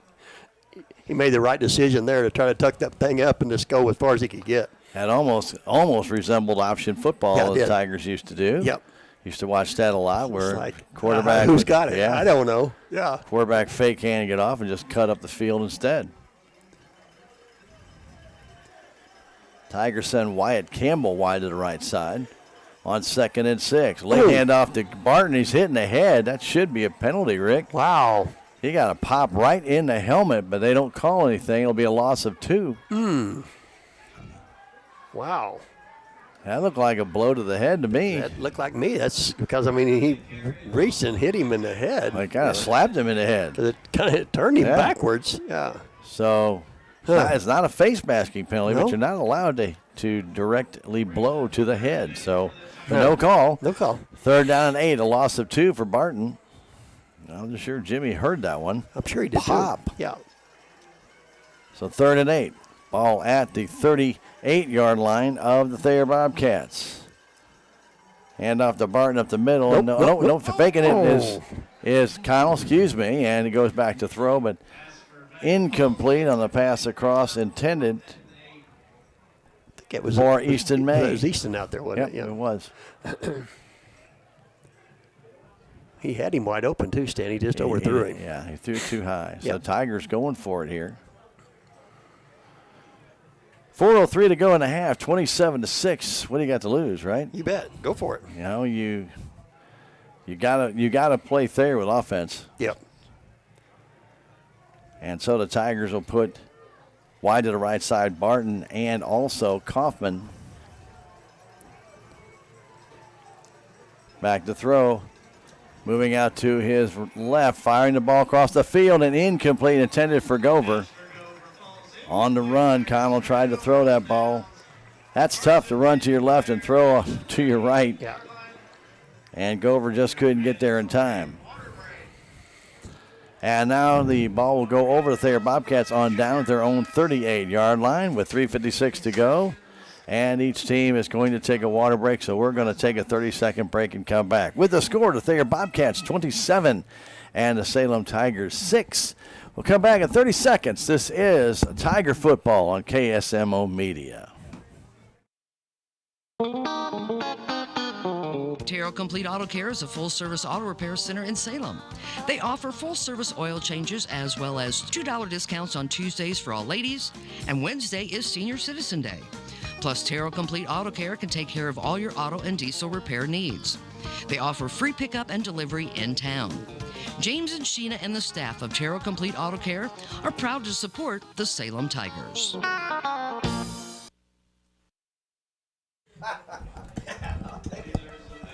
Welcome back to the Salem High School football field. And here, don't forget, tomorrow we have Missouri Tiger football against Southeast Missouri State, 11 o'clock tomorrow morning. That's here on KSMO Radio. And then tomorrow afternoon at 5:20, the Cardinals and Padres, game 2 of their 3-game series. That's the pregame show, 5:20, 6:15 game time. Yeah. And that battle for the second wild card. All right, the Thayer Bobcats now go quadruples to the right. They go set up that screen pass. They get it outside to Willison. Willison turns upfield and gets out of bounds at the 49-yard line. Should be enough for a first down, depending upon where they said he stepped out of bounds. Where are they going to put him at, Stan? That's a good question. 48, and still looks like a first down, Okay. Rick, but I don't know. Okay. That's Griffin Willison that got that pass, Ricky. And that's 10 yards on a first down. Okay. Tell you what, I'm very impressed with the throws that Landon Pitts has done. I don't remember him being that kind of passer, but he's really kind of been on the some money. nice hasn't he? passes Yeah. out there. He goes back. Now he's going to do it late handoff on the ground, and Pitts gets it. Boy, it was Pitts laying there gets for a it. while. Grimes dropped it. Pitts jumped on it. Hmm. And it'll be maybe really even no loss, no gain. We'll just call it Just call it a nothing. break even. Yeah. Maybe a loss of a few inches. Oh, that's nice. Yeah. That's nice. Yeah. Let's do that some more. 2nd and 10 for the Bobcats. Back to throw Pitts. Pitts looking out. Has a man open, and is it caught? Did he get Did it? he catch I that? thought that hit the I ground. thought he did but too. Grimes got it. Wow. For a first down at the Salem Tiger 38-yard line. That's a gain of 13. Wow, I really thought that might have hit the ground, I Rick. thought it did too. That was a heck of a catch, though. It He caught was, it, yeah. standing up on the Wow. ball right on the level of the I'm ground. like you. I thought the ball actually was on the turf, but Well, I don't know if it was on the turf, but I it's thought when he close. caught it, I thought he It's close, trapped it yeah. against the ground. Yeah. But they gave him the catch. 1st and 10, Thayer. Flipping it back to Willison. Willison trying to turn up the field. Still on his feet, going over the right corner. And he gets down to the 33-yard line or 32. Depending upon a stop. There's a bunch of Tigers trying to bring him down. You know, I'm telling you what. He's you trying to gotta- strip that ball out of there too. Yeah. Josh Owen in there trying to bring him down. Justin Arthur trying to bring him down. A lot of guys in there. 2nd down and 4. Gain of 6. Hey, when he gets those legs turning, Rick, you can just see him dig into that turf. He just went over 100 yards in his first half too. Yeah. I mean, to tell you, that's like watching a horse race when they dig in. Back to throw pitch, rolls to his right, flips it down the field, and it's tipped away by Haven. Nice play by Colin. Nice job. Good coverage, though, right there by Owen. He was right with their receiver, but Haven coming over knocked that ball down. Yeah, both of them were coming at the same time, weren't they, Stan? They were. But had a little bit of a collision, but they both bounced back up, didn't they? Magnuson was the intended receiver, but good job by the Tigers. Yeah, Haven did a good job. Yeah, he come did. over and He knock did. that thing down. 3rd down and 4. Hand off to Willison. Willison, hole up the middle, spins away, gets the first down to the 25-yard line. A gain of about 8. They're going to mark him probably to 26, I'm guessing. But still a first down for the Thayer Bobcats. Oh, they're going to put it right to 25. Since I said that. Minute 37 to go in the first half. 27-6, Thayer Bobcats, 1st and 10, Salem Tiger 25-yard line. Look at the weapons of these guys. Oh, gosh. They just continue to change plays. They just throw it out there at you, yeah. Hand off to Willison again up the middle. He is hit by 3 Salem Tigers, still gets about 3 yards. Thayer has all 3 timeouts. Gain of about 3. Nothing fancy there, just right up the gut. Down to a minute 10 to go in the half, but again, they have 3 timeouts. Not in no hurry, are they? No, they are not. When you breed confidence, you remember that years ago in the Salem Tigers offense. We don't care what's time on the clock. Nope. Yeah. Back to throw, Pitts has time, now rushes it out. Caught there by Simon, and he is down to the 2-yard line. Simer, nice turnaround catch. He had to go behind him, reach behind him. And the ball down to the 2-yard line. It'll be a 20-yard gain and a 1st and goal for the Thayer Bobcats. Woo. Ball is behind Simer. And again, another wide open receiver, huh, Stan? Yeah, but I'll tell you, he had to make a good catch on that one, Rick. He did. Simer with the catch, the turn, keeping the ball in possession and getting down to the 2. Under a minute to go, now 40 seconds. Giving it to Willison, and he easily goes in for the touchdown.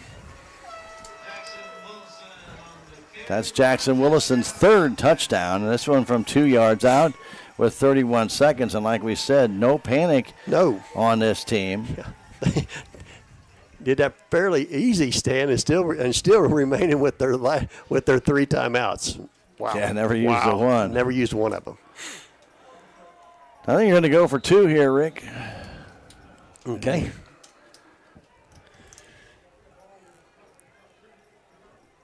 They spread the line out wide where they take 2 or 3. No, maybe they'll go down and do the single point. Jones has been pretty consistent. The snap is back. Kick is up, and that one looks good. It is good. It's good. So Jones' point is good to make it 34-6 here in the first half with 31 seconds to go. Well, I'll tell you, there's some good defensive plays made there by the Salem Tigers, but you just can't stop all the weapons of Thayer. No, you're right. When you throw 3 guys out of the backfield, and then you've got all these wide receivers, and you got your big Magnuson out there, Stan. I mean, that's there's a lot of weapons, and who do you key on, or who do you try to stop? I mean, yeah, that's just it. Well, and Simer was a delay coming out of the receiving pattern. He was open, but, Rick, the pass was behind him, and the young man was talented enough to turn back, get the ball, catch the ball, and then get back into running position to get down the field toward the goal line. It was very impressive. Yeah, it was, yeah. Like I've done this before, huh? Well, he acted like it. I think he has. He acted more like than it. once, yeah. So.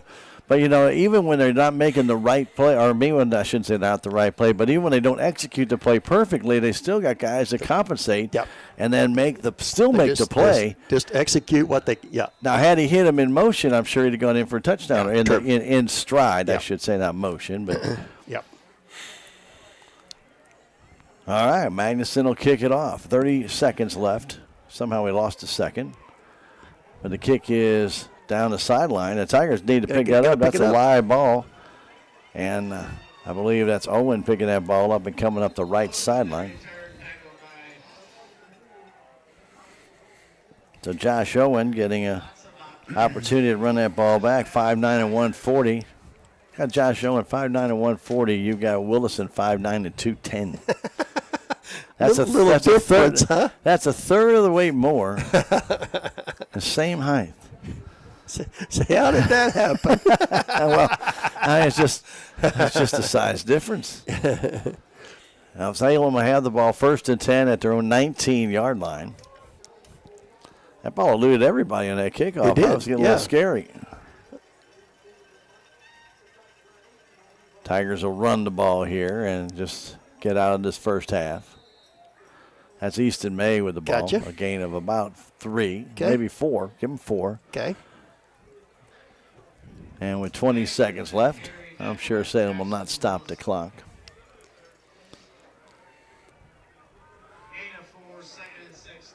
Second and 6, 10 seconds on the clock, and they're not going to run another play. We have reached halftime. Thayer Bobcats with 14 points in that second quarter. They lead the Salem Tigers 34-6. As they got 20 in the first quarter, 14 in the second. Tigers got their only touchdown in that second quarter. And Rick, for a moment, it looked like Salem was, we hope we can throw the defense out there and shut down there, maybe another crack at it. But it just didn't happen, and the Bobcats were able to stop the Tigers on that ensuing drive. Even though Salem did get some good yardage, Thayer turned around and came back and scored again. And that's the danger of the Thayer Bobcats. You just can't let down for 1 minute. Their defense is good. Their offense is good. Yeah. They're you're right. It's not just one person. I mean, it's a whole group of Thayer Bobcats, and that's what that's what the Salem Tigers are seeing here tonight. Yeah, 34-6 our score here at halftime. We're going to go ahead and take a 3-minute break. We'll come back with some stats for you from the first half, and we hope you. Stay with us. More from the Salem High School football field when we return. And 34-6 our score at halftime. Let's take that 3-minute break and come back. This is Tiger Football on KSMO Media. Hi, I'm Susie Cahill, Director of Healthy Dent County Fitness Center. Are you looking for a place to begin your journey to better health? Come inside. Never in my life have I been in another atmosphere where everyone was so friendly and eager to help others. It's not just the staff, it's the members. They're so passionate about what they do and so excited to help you. If you're ready to begin your journey to better health, come by and see us. This is Mike Elliott from Town & Country Insurance. As an independent agent, we shop many different companies, allowing us to find the best value for our clients. Town & Country Insurance has been serving South Central Missouri since 1963. We have offices in Salem, Rolla, Licking, and Mountain Grove, and would welcome an opportunity to show you what we can do for you. Stop by 400 West Scenic Rivers Boulevard, located inside the Town & Country Bank, or you can call our office at 729-6624. Southtown Furniture. Southtown, where the bargains are. We've got everything from furniture to appliances. Quality floor covering. We won't be undersold, you'll see. To you, that is our guarantee. Southtown Furniture, where the bargains are.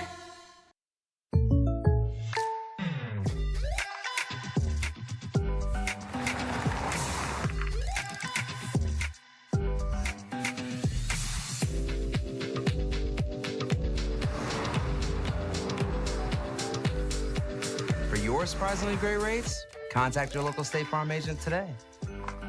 If you want the real deal, call State Farm agent Cameron Irway in Salem today. Like a good neighbor, State Farm is there.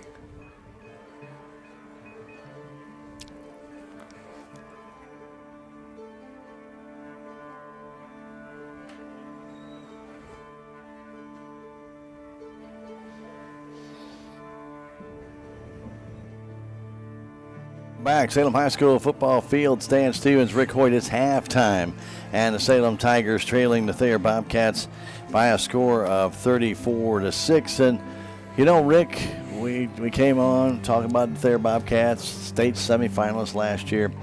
You know, it's hard when you take on a team that gets basically 95% of their players back from a year like that. Yeah. You know, when the Salem was in their heyday and they had those teams, it was just one year after another. It didn't look any different, and that's kind of what Coach Weber has done with the Thayer Bobcats. He has good replacements. They come in, they step right in, they get that varsity experience. You're going to see probably some different players coming up here in the second half. Yeah. But one of the neat things about the Thayer Bobcats, they continue to build on the tradition they have. Salem Tigers are trying to get that tradition back. Of course, it takes a little while, but Coach Barnes is on his way and doing a lot of good things. People have to be a little bit patient. This is a young, I mean, even though it's somewhat of an experienced Salem Tiger team, not everywhere is it an experienced team to where these guys have played football with the same coach for more than 1 year at a time. 1 year at a time. Yeah, you're right. And that, if you look at these seniors, which actually you was talking about, this is a senior-oriented team for the Salem Tigers. But if you look at it, I mean, these kids have gone through 4 years of football here, and they've gone through four different head coaches. Now they've had some, like you say, I mean, some of the assistant coaches and stuff are still here. Right. But I mean, these guys have seen their head coach has been replaced every year that they've been here. I mean, it's unfortunate, but I mean, it happens, and you just have to start building somewhere, Stan. I'm like you. We just have to build and start building our program back up. Well, while we're kind of talking about Salem tradition, we do want to remind everybody about Bill Schuchard, our former Salem Tiger coach, going into the Missouri Sports Hall of Fame. We want to congratulate Schu. That's a great honor.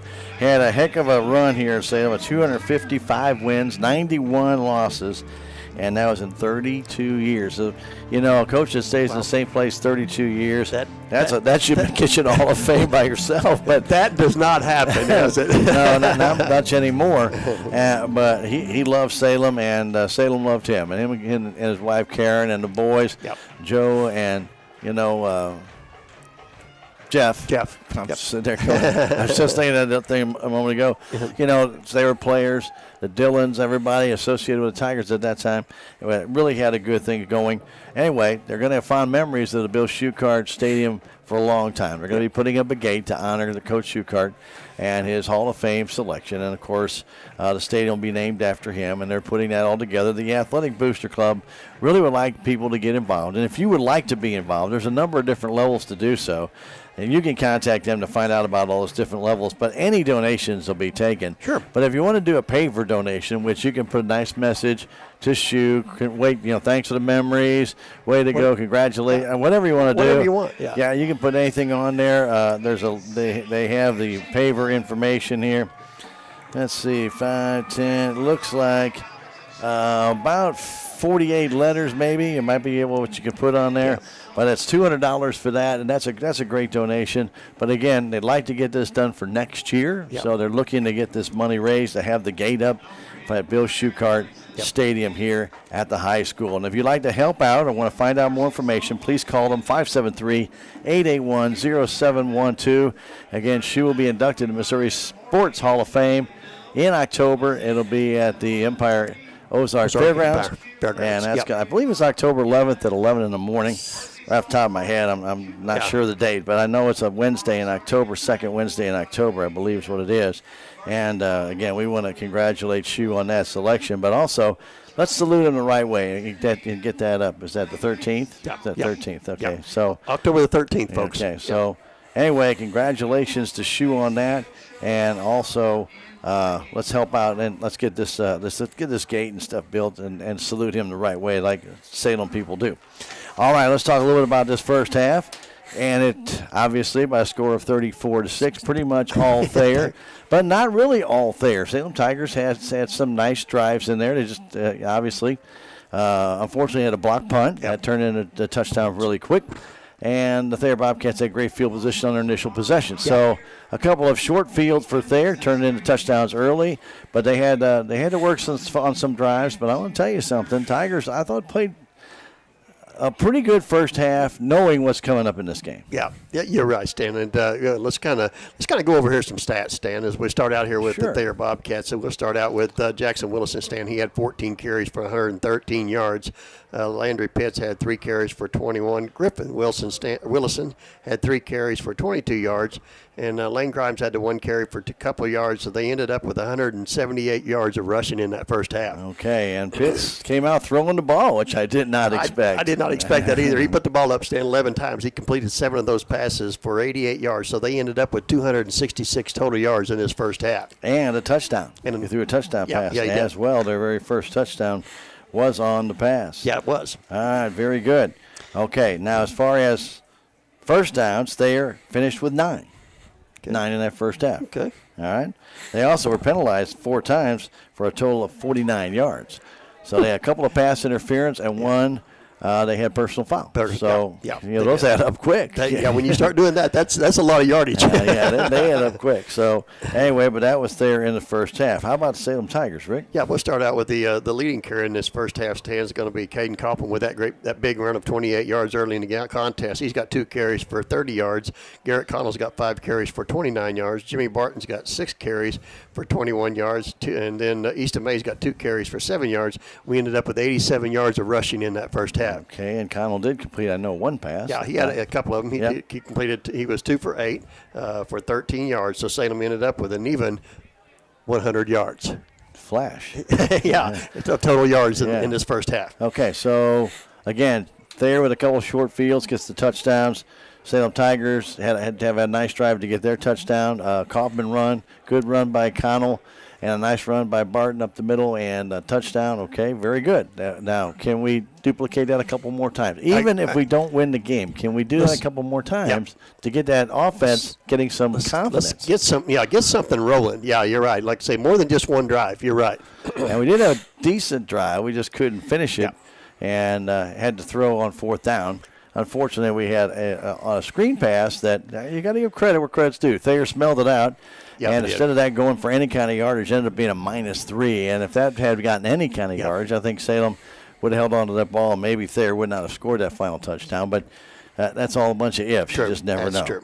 All right, when we come back, we're going to go ahead and give you the scoring in this contest. We are at halftime here at the Salem High School football field, and we want to remind you that next week will be at Ava to take on the Bears. And Rick, the Bears, I think, we're winning over Mountain View 14-6. 14-6, I think, the last we heard. Yeah. So that's what we had heard. So, we'll be facing them, and of course we're going to Ava, tough place to play. You bet. And if you want to, come on out and join us down there at Ava for the game. But if you can't make it, we'll have it here on KSMO Radio and on KSMO Media. We will be streaming that game as well from Ava, Missouri. So if you can't make it, we hope to have you along with us one way or another. Sure. And that would be good. Again, we want to remind everybody, too, if you're a Tiger fan, at the Sport All Salem Tiger Sports, we have our lady softball Tigers taking on, they're at Cuba tomorrow in the Cuba tournament. So they're going to be up there most of the day tomorrow. It'll be a long day. Long day. And the Salem Lady Volleyball Tigers will be at Kabul in a tournament. And that will be, again, pretty much most of the day. They have a pool play down there. And so those will be pretty rough. So the other thing that the Lady Volleyball Tigers have is a makeup game. They had one of their games against St. James canceled due to the quarantine. They'll make that game up Monday.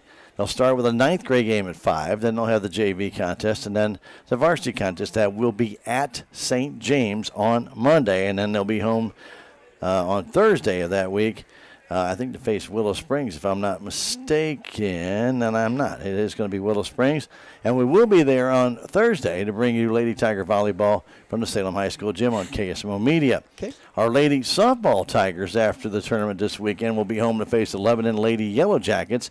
And again, we'll be there to bring that game to you on KSMO Media, starting with Tiger Talk, Coach Philip Carr, 4:15, game to follow at 4:30. Halftime. We'll take a break, come back with the scoring when we return. Let's take a 2-minute break. This is Salem Tiger Football on KSMO Media. The Salem Memorial District Hospital is a full-service hospital that features a 24/7 emergency room and a family clinic with several providers for all of your primary care needs. The Salem Hospital has been diligently addressing community needs by expanding their physical and occupational therapy facility and adding a new state-of-the-art 3D mammography machine, as well as a sleep disorder center. Salem Memorial District Hospital, your first choice for local high-quality health care at an affordable price. Every patient, every encounter, every time. There's a place for do-it-yourselfers with everything for your car or truck. There's end of summer savings at K&H Supply in Salem. Get Turtle Wax ceramic wash and wax or ceramic spray coating, $13.99 each. Rain-X 2-in-1 glass cleaner for $4.99 and Purple Power hand cleaner for $2.99. K&H Auto Supply, your Parts City Auto Parts store in Salem. Parts City. Yeah, Parts City. Parts City. I'm a Missouri Farm Bureau insurance agent. I'm for working hard for what you get and then protecting what you've got. Your home, your vehicles, your life. I'm for making an honest living and taking pride in what you do, and for giving back to the community I call home. I'm for serving my clients with the respect and dignity you would expect from the farmers that started this company. And though I know you probably hope you never need me, I'm here for you when you do. I'm a Missouri Farm Bureau insurance agent, and if you're a Missourian, I'm for you. Duncan Family Chiropractic provides chiropractic care to everyone from newborn to elderly. Dr. Duncan treats wellness, sports injuries, chronic ear infections, pregnancy, and more. Ask Dr. Duncan about your full line of supplements, including Juice Plus and standard processed supplements, as well as pain relief, BioFreeze products.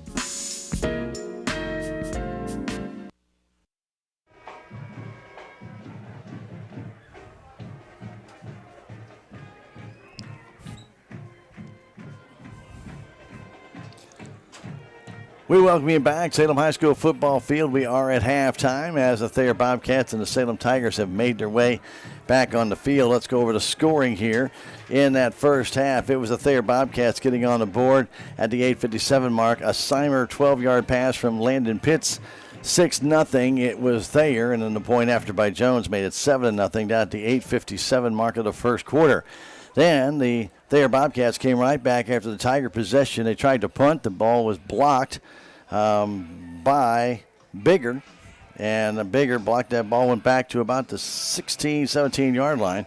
And then just 2 plays later, it was Willison, going in from 9 yards out. The 2-point conversion did fail, and that made it 13-0 as Jackson Willison scored his first touchdown. Then with 1:30 left to go in the first quarter, after a 4th down and short, Rick, Tigers defense clogged up the offensive line of the Thayer Bobcats, but then Pitts trying to go over top, bounced to the outside, and then ran around the end for a 20-yard run touchdown. Jones' point after was good. Then it was in the second quarter at the 8:44 mark as Willison got his 11-yard run touchdown. Point after by Jones, good, 27-0. The Tigers got a 3-yard touchdown run from May, and Easton went in. A very uncontested. That was a nice drive by the Tigers there, actually. And the point after was blocked by Gover, and then Willison, his 3rd touchdown of the day, a 2-yard run. His time was running out in that first half with 31 seconds to go. Made it 34-0 on the Jones point after. 34-6. Yep. On the Jones point after, and that's where we ended the first half. So as we look towards the second half of this game, Rick, we're probably going to see some different players for the Thayer Bobcats. Sure I'm assuming that we may even see some different players for Salem. Yep. As these two teams will match up. This is an SCA conference matchup. Salem Tigers 0-1 in the conference, while it was 1-0 for the Thayer Bobcats coming into tonight. Yep. You're exactly right. And like I say, that, I just, like you say, we was talking about earlier at the start of this, before we get ready to start this second half, is you just like to see Salem come out here in the second half and just be competitive, try to shut down this Thayer Bobcat offense, which is tough to do with all the weapons that they got. But let's put some more points on the board here in the second half and see what happens. And I'm pretty sure, even though the pocket schedules that they came out with have us at home to face Ava, I don't think we have 4 straight home games or 5 home games out of 6. I take that. No, I think you're right. We're on the road next week. That's wrong. Yeah, we're going to be at Ava. So if you look at that schedule and it says home, no, we're not. We're in Ava. You're right. We're not there. We're going to be in Ava, and that will be next Friday night. Of course, we hope you can make it out there, support the Tigers against the Ava Bears. So we're about ready to get this one underway in this second half. Let's go ahead and take a 30-second break and come back. 34-6 Thayer. Back in 30. This is Tiger football on KSMO Radio. And history is what makes the Bank of Salem different. We've been a part of this community since 1883, and we're the first bank in Salem, as well as one of the oldest banks in the Ozarks. We pride ourselves in our commitment to this community and make giving back a priority each year through our many donations and volunteer hours. Our employees are your neighbors, friends, and family who strive to make this community we call home the best it can be. Come bank with us at the Bank of Salem and be a part of Dent County history. so Magnuson will be kicking it off to the Salem Tigers after they deferred in the first half. So let's be keeping our eyes out, Rick, because I'm seeing some numbers I don't normally see out there, I don't think. See what they... No, pretty much the same ones. I think it is, isn't it? Yeah, I thought we might see a little bit of difference. Yeah. So I see Tate and Barton come out there, and Tate is sometimes on that special team. But I haven't seen him. Well, I really hadn't been looking for him. I hadn't seen him this year yet. Again, a short kick comes down the sideline, taken there by Owen. Owen up the sideline, trying to break across that 25-yard line. Does to near the 30 and now the 35. Yeah. That's a pretty good run by Owen coming up that sideline. Not much room to maneuver. Yeah, got to pick that ball up and get all you can get. Yeah, and he got out to the 34. 1st and 10. So let's see if the Tiger offense can do something here. Let's put a drive here together, Stan. Yeah, it would be nice. What do you think? Let's see. Let's mix it up a little. You bet. See what we can do. Ball at the 34-yard line of Salem. 1st and 10. As Owen comes wide to the left side. Under center goes Connell. Connell hands that ball off and running into a pile of Thayer Bobcats. Trying to run that ball and getting a little bit of room was Atchison. Okay. It's the first carry of the night. Yeah, but he didn't get much, a couple yards, but that's what Devin's good for, that short dive, 2-3 yards, and they're tough yards usually when he gets them. That would have been no exception right there. That's right, yeah, because he was hit at the line of scrimmage. He was. Yeah, and the 4 other places on the way by, too. Yeah, he grinded out that 3 yards, didn't he? Yeah. Yeah. Salem kicking Eli Newman out wide to the left side. They stay stacked on the right side. They flip it back. And, oh, my goodness. Getting thrown down was Atchison. Woo. That might almost been a face mask, but it was a loss back to the 30, 31, 32. Oh, they're going to mark him down to 34. We're going to say he was thrown back. Back to the line of scrimmage. A loss of 3, Rick. Okay. I don't know how he got to there because he pitched that ball back, didn't he? Yeah. Oh, okay. Okay. Well, I knew it. I didn't think I'm like you. I was watching the play back here. I wasn't looking at the spot to be there. Yeah. Well, I didn't think it would be. Now, maybe he moved up a little bit. Of course, it was 3 yards up, so yeah, true. Maybe closer than we think. All right, 2 receivers to the right side. Back is Connell. Getting a lot of pressure. Breaks it up the middle. Breaks one tackle. Still on his feet. Gets back to the line of scrimmage at 34. So all that running for virtually no yards. 4th down and 10. Yeah, didn't have much of a chance there, Stan. No. He had to get out of the pocket, and that was a nice job by Thayer putting the pressure on and get him out of that pocket and get him running. And then the second group, as you might call, is the linebackers come up and make that stop. Yeah. So right now, there were way too many guys on the field. And the punt. Now they had too many guys on there. They didn't even see that. And now the kick by Gover comes down at the 40. Takes a Salem Tiger bounce back to the 30 and will be stopped at the 32-yard line. That guy stood right on the sideline. Rick stepped out of bounds, and that was their 12th man. Yeah. No, they didn't see it. We saw it. Yeah, we did. They didn't see it. Didn't get by us. No, it didn't get by us, but we don't throw We don't flags. count, do we? Yeah, we don't throw the yellow flags out there. Too far to chase. There you go. 9:39 to go in the third quarter. Salem Tigers on defense with the ball at the 32-yard line of the Thayer Bobcats. 5 yards would not have made a difference on the fourth down play. Seimer wide to the left side. And a man in the slot, hanging that ball off and trying to get to the outside. Looks like Willison over there. Yeah, much room. You're going to give him one, Stan? That's Griffith Willison. Okay.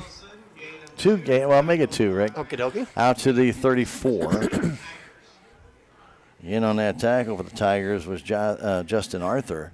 He's at the bottom of that pile. Yeah, he was. That's not where I want to be, at the bottom of any pile with the Thayer Bobcats.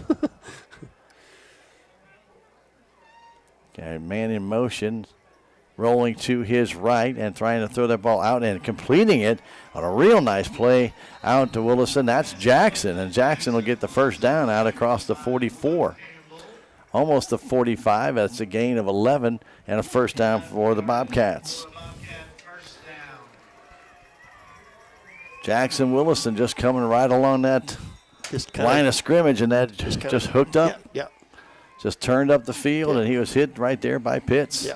We just couldn't keep up with him, Stan. No, Landry laid that ball out there so he could run underneath it, too.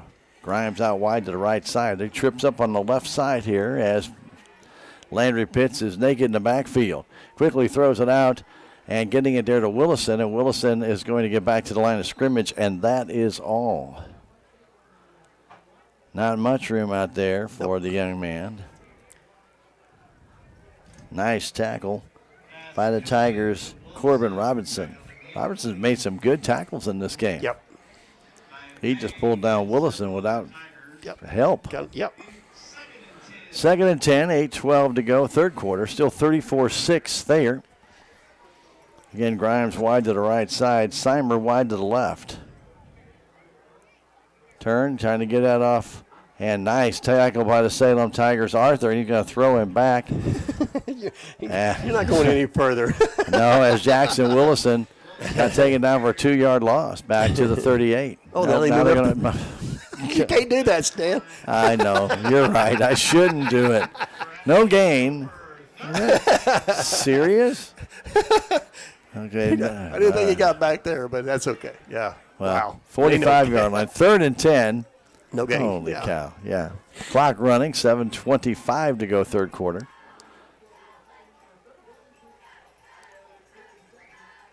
Handoff, no, not made, and quickly fires it down the middle of the field, incomplete.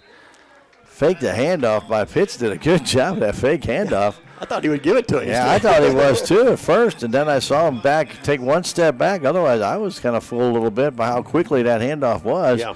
But then I give a lot of credit to Pitts. He backpedaled quickly and then was able to try and get that ball out. Of course, his receivers, not knowing they was in pressure, could not adjust. Yep. 4th and 10.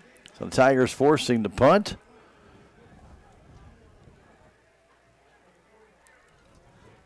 Snap is low. The kick is good by Pitts. Comes down a line drive kind of kick around the 20 and is just going to come to a roll at about the 17. Kaufman back there never even had a chance to get to that one. And Salem 1st and 10 from their own 17. 7:05 left to go in the third quarter. Are they going to take a water break, Rick? I thought Jim might do it right there with 7 minutes here to go in the third quarter. No, I don't think so. No, he's not, is he? Nope. Okay. Thought he might. I thought he might too. Yep. With the stop and play. Yep. All right, 1st and 10. Salem Tigers are on 17-yard line. They're down by 28 points. May in that backfield. Ooh. And play is blown dead. That handoff to Jimmy Barton, and they're going to call motion, false start on the Salem Tigers. Moves the ball back to the 12. Everything kind of came to a sudden halt there, Rick. Did, we were didn't moving, and then all of a sudden, nothing. The ball at the 12-yard line. Salem standing back by their own goal line, still waiting for the play to come in, and down to 14 seconds left on the play clock. Campbell wide to the left, Coffin wide to the right. Ooh. Trying to get that ball off to Atchison, and Atchison trying to battle. Wow. Didn't get much room at all. He might have got back to the line of scrimmage, Rick, and that's about it. Nothing there, Stan. No, there was nothing there. So bring up second down at 14. I think they might have given him a yard. Did they give him one? I think they did. Yeah, they did give him one. For the hard effort, I'd give him a yard just for that. Yeah. 1 yard gain. Because he was hitting the backfield. Well, You're right. Well, Stan. he was churning those legs. He was trying to. He was carrying about 3 Bobcats with him. Barton the deep man, Atchison the up man. This time Kaufman wide to the left.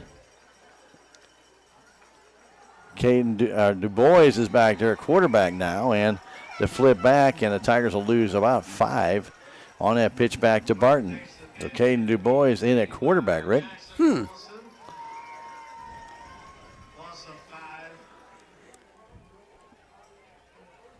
So to bring up third down at about 21, I'm going to say. Yep.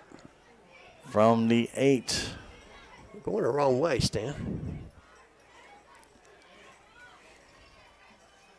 Yeah, we definitely have not gone the right direction on this drive.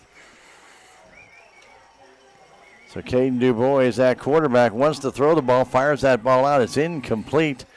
I believe that was intended for Campbell coming across. And it'll bring up fourth and a whole bunch. And Grimes will drop back for the Thayer Bobcats. And, Rick, this is going to give them excellent field position. Yeah, you're right.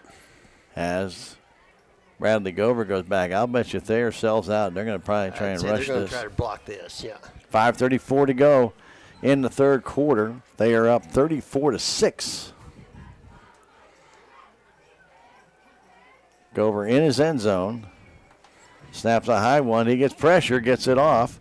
It's a low kick. Comes down to 35-yard line. Taken there by Grimes. Breaks the tackle to the 25 and down around the 20. And he goes out of bounds. Pulled down there by the Salem Tigers. Nice tackle by Devin Atchison. But a 15-yard return. And Thayer's already knocking at the door at the 19. Talk about flipping field position, huh? Wow. Yeah. Well, a penalty, a loss, and then a punt.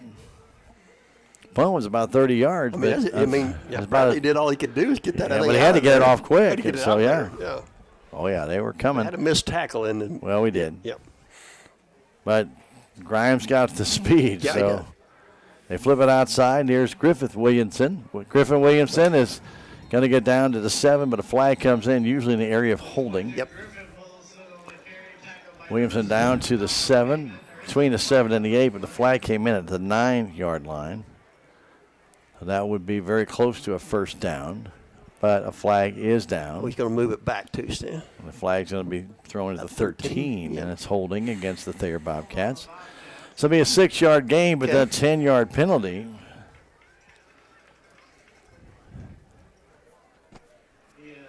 So they'll move the ball back to the 20, near the 23. 5:21 to go, third quarter. Salem down by 28.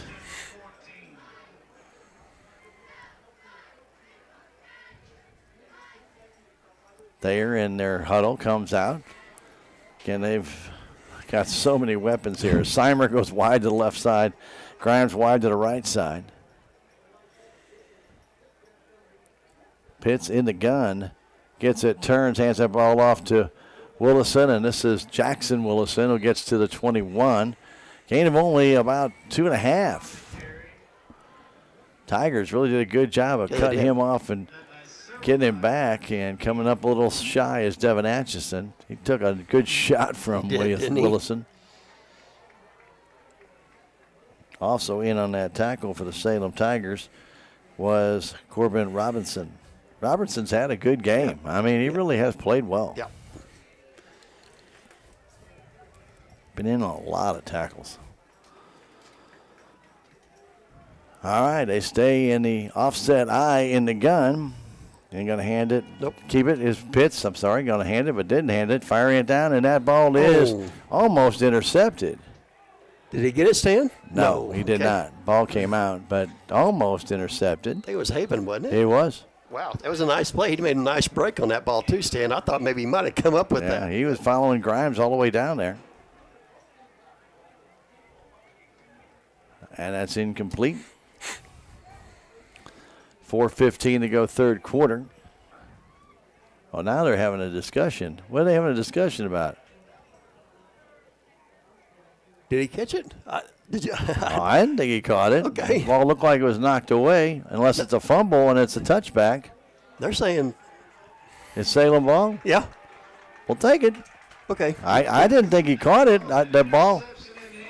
They did call an interception by Haven. I gotcha. So it looked like he knocked the ball down. It looked like it hit his body, Rick, but I didn't think he caught it. They're still talking about it. Wow. Okay. Oh, that's a nice play. Nice What was it? play A heck by of a Haven. defensive play anyway. I thought it was close to being catching that ball, but like you said, it was hard for us to see from the angle that we were at. But in that far side over there, but yeah, the referees got together and said, "Hey, he caught that ball." Well.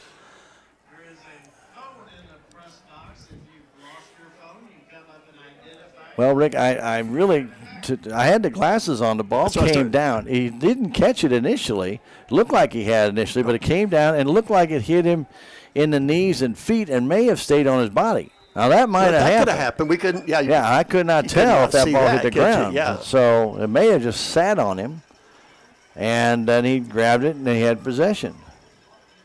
Handoff up the middle and trying to get a little bit of yardage for the Salem Tigers is Mr. Jimmy Barton. As in Caden DuBois in at quarterback. I don't know if there's anything wrong with Garrett or just giving him a break. With 4 minutes to go, 34-6.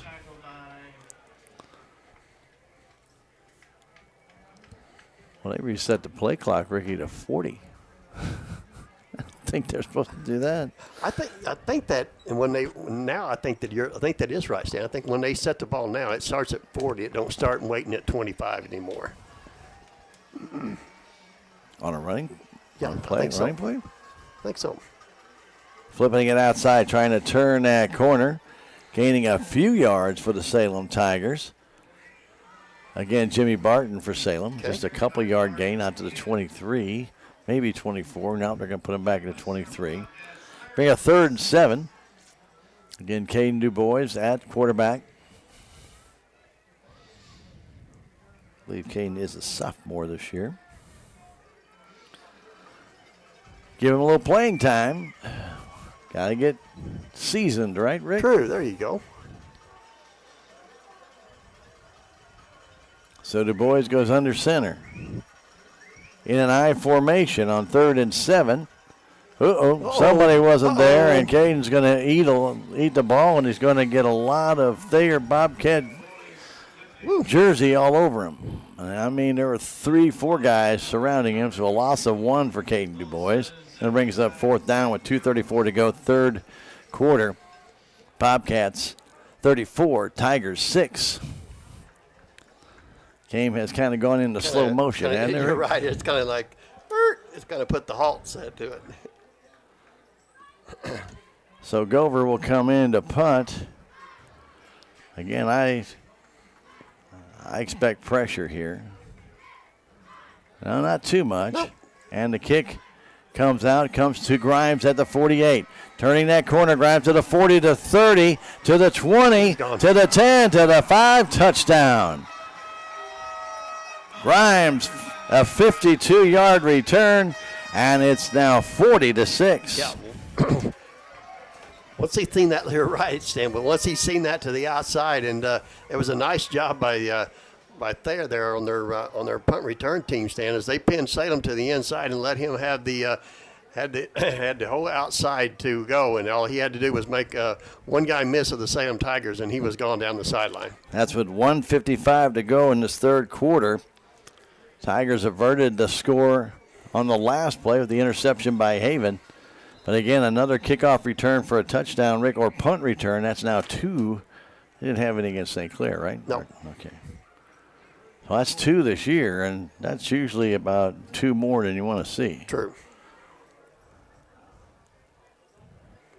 Jones on for the point after. The snap is back. The kick is up, and the kick is good. 41-6. Woo. And with that point after, Rick, they've reached that magical 35 points. Yep. And in the fourth quarter, the clock will run.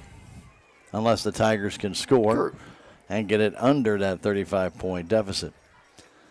So 41-6, the 52-yard run by Lane Grimes. You know, he basically did the same thing on the last punt, Rick. Did the same play, ran to the right side, trying to go down the sideline. The Tigers cut him off there. This time, they set up a lane. They set up that wall, didn't they? Oh, man, he had 8 yards down the sideline. There's nobody there. Yeah. But give Thayer a lot of credit. We talk about this team, and that's some speed by Grimes. He can run. And a 52-yard punt return gives the Bobcats a 41-6 lead here with 1:55 to go in the third quarter. I was looking, Stan, and I do not see Garrett on the sideline either. Oh, I didn't really look for him on the sideline. Yeah, I do not see him.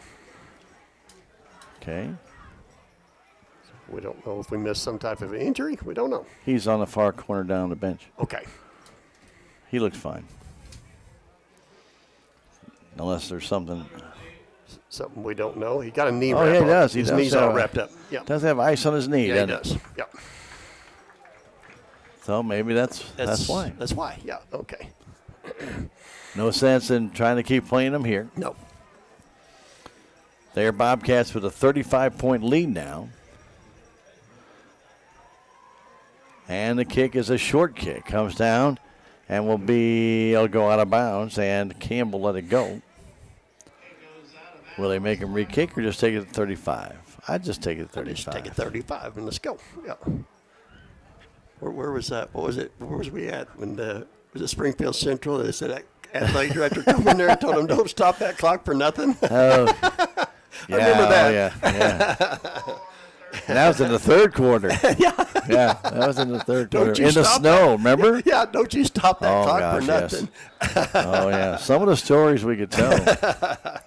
But I guess that's years of doing this. Huh? Oh, well, yeah, Springfield Central. Of course, they had was the homecoming or some kind of senior night or something anywhere, and they were doing it outside in the snow, and they were walking the girls through the mud at halftime. I didn't believe that either. DuBois getting pressure, gets away, still on his feet, throws the ball downfield, and it's overthrown. Intended out there for Campbell. Caden did a good job of eluding that tackle. The guy was right there. He was able to scoot to the right side on the short side of the field and get that ball downfield, but overthrew Luke Campbell.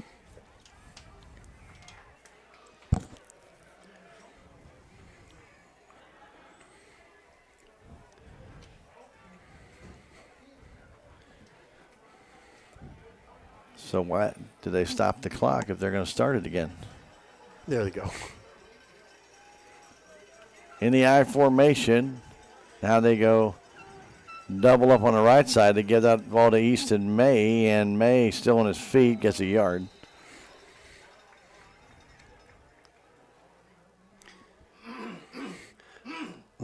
Not a lot there for Easton. No, he was hitting at it right at the line of scrimmage. It was just, like you say, just kind of lucky to get a positive yard out of that one. Down to 1:10 left to go, third quarter.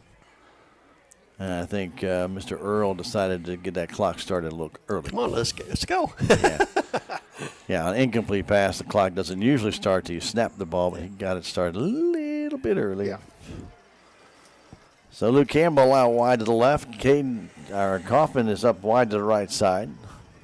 Back to throw Du Bois. Getting pressure. Gets hit. Throws the ball that's tipped and almost intercepted by Grimes.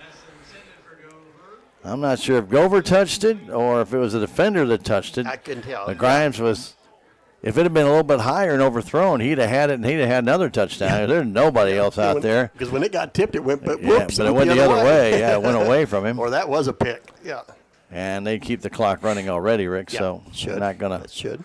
Yep. They're not gonna do the 35. They're not gonna wait till the fourth quarter. No. So Gover back to punt.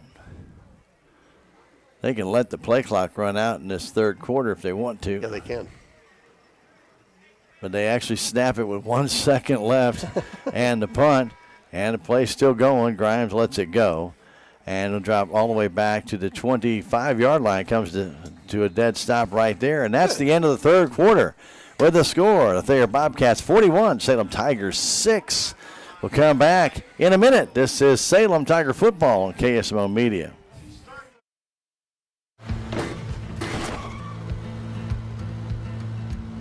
Sorry, Dad. Sure, you could get him a new car.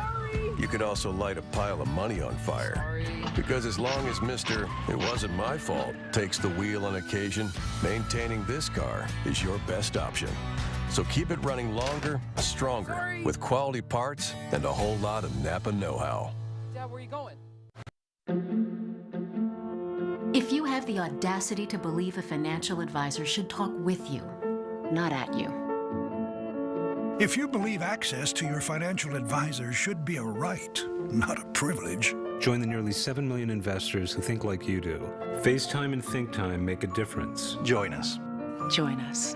At Edward Jones, it's how we make sense of investing. Call Joe Brand in Salem at 729-3831. We're getting ready for the fourth quarter here at the Salem High School football field.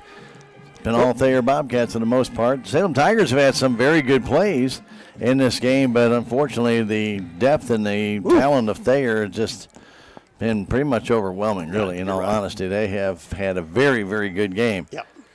And they still have their first team in, which I'm kind of surprised at that. Yeah, Coach Weber hasn't changed it up.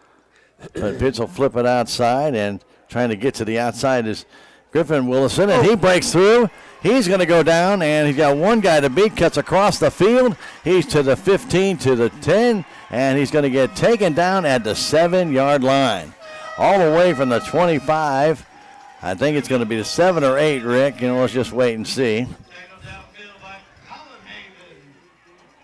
You're going to mark him at the 8. Where are they going to put him? 67-yard run and a first down for the Thayer Bobcats. On for Griffin Willison. Excuse me, not Williamson, but Willison. Yeah. That's the brother of Jackson. And his brother, yeah. Both of them are close to 100 yards now. They've had tough nights. Yeah, one's at 97, one's at 114, Stan. Yeah. First and goal, by the way. That's only the second first down for Thayer. Wow. In this half. 3, 2, 1, play clock. Yeah. Did they drop the flag? They actually did. I'm surprised. Penalty.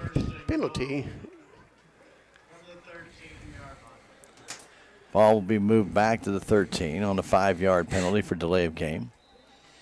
I don't think anybody will mind. I agree with you.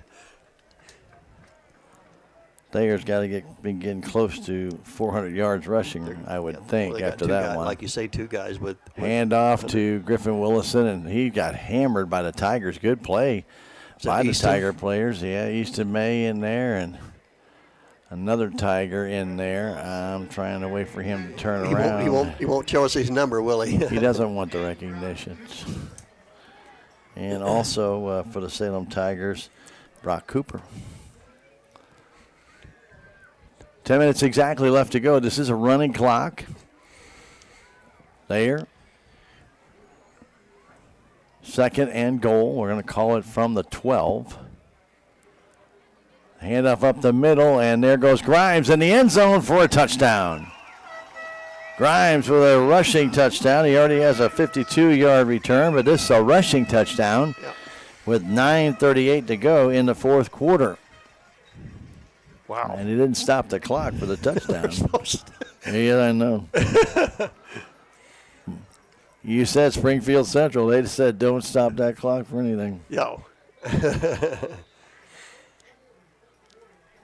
47-6.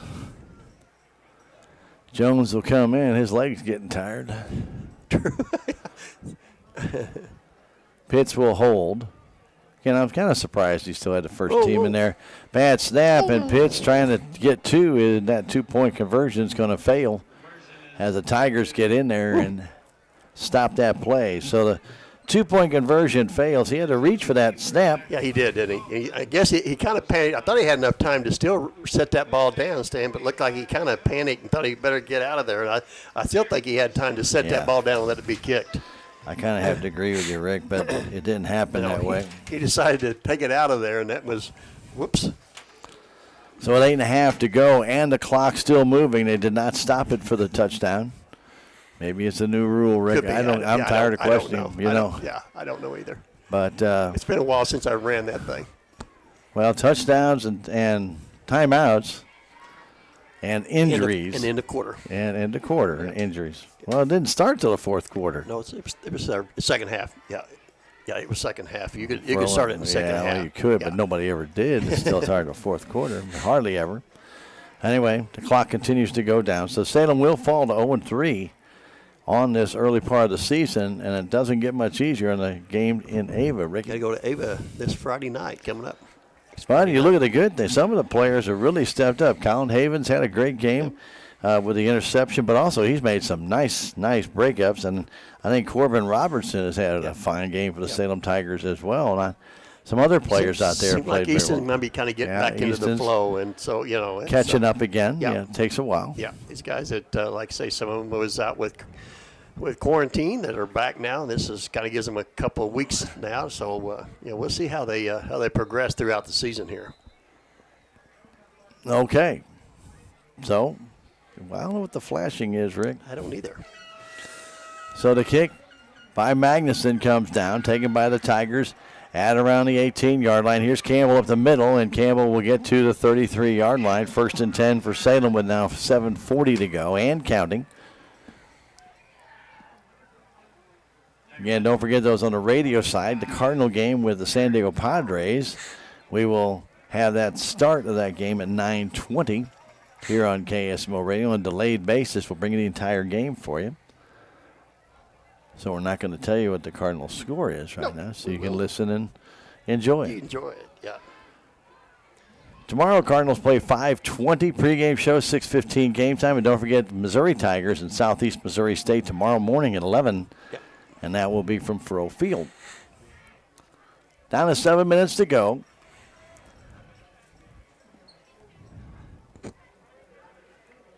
Du Bois in at quarterback. Tigers bunch up on the left side. Du Bois rolls to his left, flips it out, and it's incomplete. Du Bois flipped it out there for Josh Owen, overthrew him. 2nd and 10.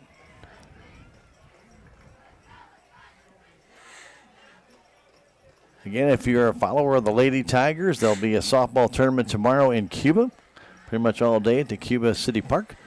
And also the Lady Volleyball Tigers will be at Kabul in a tournament all day with pool play starting in the morning. So good luck to our Lady Tigers. Yep, good luck. Both teams. Both of them, you bet. Both of them. Campbell wide to the left. Wide to the right goes Coffin, and a run up the middle for a couple of yards by Owen. I think that's his first carry, isn't it? Yeah. So we got some different numbers out there. He played against St. Clair, Stan. A couple of different numbers out there, Ricky, because the jerseys, somebody must be doing something electric downstairs. Something's going on, yeah. That's funky. Because the uniforms are clean. True. 5.5 to go in the game. 47 for Thayer, 6 for the Salem Tigers. Du Bois at quarterback. Snap. He wants to throw, getting pressure, now wants to run. Trying to get to the outside. He gets away from one man, but can't get away from the man coming up and capturing him, and that wearing number 1 is Mark Spencer.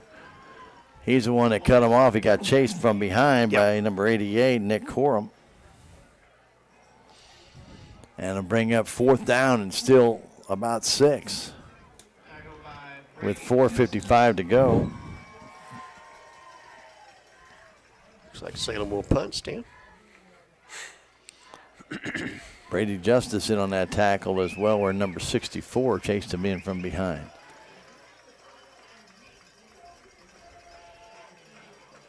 Salem to punt again. Gets the punt off. That's a nice high punt. Comes down. Taken by the Thayer Bobcats at the 35-yard line. Trying to turn to the outside. Got some running room down the sideline again. And going out of bounds at around the 45 and getting hit at the Thayer bench. They didn't like that. I don't see a flag there, though, Rick. I didn't either. Yeah, I didn't either. That'd be Aaron Carl, I believe, had that return. I think you're right, yeah. See what Coach Weber decides to do here, Stan. Ball the Salem Tiger 42-yard line. Caught that ball to 35. Oh, that's a nice 24-yard return. They've had some good return yardage tonight, Rick. 47-6. Thayer Bobcats with the lead in this one. A lot of people have hung around, though. I'll give them a lot of credit. Yeah. Nice evening for football. Yep. Lots of sports action this weekend, Stan. Lots of sports. Lots of sports the month of September, Rick. Yeah, lots. you bet. Got a lot more to do on KSMO Media. We hope you'll join us. And don't forget, you can always go back and stream the game after it's all over. With a run up the middle. Still on his feet is number 1, Mark Spencer. And he gets very close to a first down. He gets about 8 yards. Okay. Almost 9. Well, maybe they might have given him the first down, Rick. Oh, really? They keep moving it up. If they keep moving it up, they will give him the first down. Oh, yeah, I mean, they're not at 31. He was down around the 32. Well, a yard marker there. That's a first down. First down. Yeah. Wow. They just kept inching it up. They did, didn't they? Handoff up the middle again to Spencer, and he'll get about 4, maybe 5. Take it down by Eli Newman and Justin Arthur in there as well. With 2:29 to go. Gain of 4 is what they're going to mark him down at 28-yard line. So a lot of different Tigers getting a little game action in here with 2:20 to go and counting. A few guys, new guys in for Thayer. Yeah. Except at quarterback. Yeah. Pitch stays in, and the run play will gain a couple. Down maybe about 4 yards, actually. That's pretty nice run again by Spencer. Spencer, by the way, is a sophomore. 5'7", 150. 3rd and 3 for the Bobcats at the Salem Tiger 25-yard line. Minute 45 to go. This win, Rick, it just seems like an eternity to get it over with. Yeah, you're right. Like say it's almost if they get a first down here, they can almost knee and take it. Yeah. Hand out to Spencer. Spencer cutting back against the grain. Still in the middle of the field. He's still going. Little bitty down to the 15-yard line or 16. He's got the first down. That's a heck of a gain of about 9 yards. It was 9, wasn't it? Yeah. Well, yeah, several Tigers in on the tackle, Clay, but they couldn't get him down. Nobody could get him down. I give Spencer kid a lot of credit. He kept the legs going, too. 5'7", 150, Stan. He didn't stop. Kid, huh? He didn't stop. No. I want to play, man. Start me. Under a minute to go. There we go. And now Pitts will take a knee. And he gets to do that a couple more times. And actually probably just needs to do it one more time since we're down to 40 seconds. Oh, they started the play clock too early. He's going to have to take it twice. What? Yeah. Yeah, they did. 2 seconds too early. He takes another knee. Don't even worry about marking them down. Got you, buddy.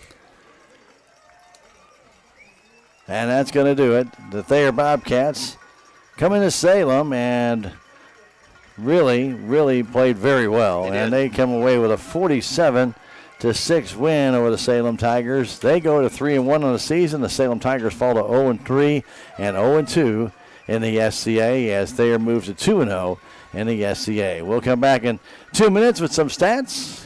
On KSMO Media, it's 47-6 Thayer with the win. Back in 2 minutes, this is Tiger Football on KSMO Media.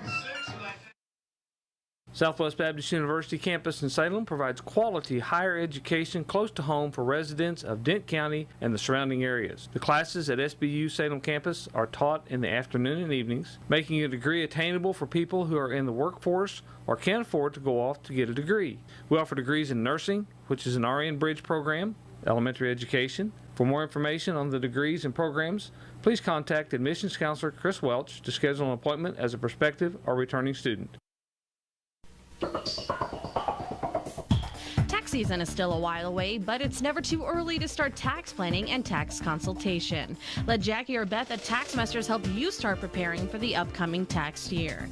They also have over 30 years of accounting and payroll experience. Stop by and see Jackie and Beth at Taxmasters today, located at 510 North Main Street in Salem, or call 729-3001.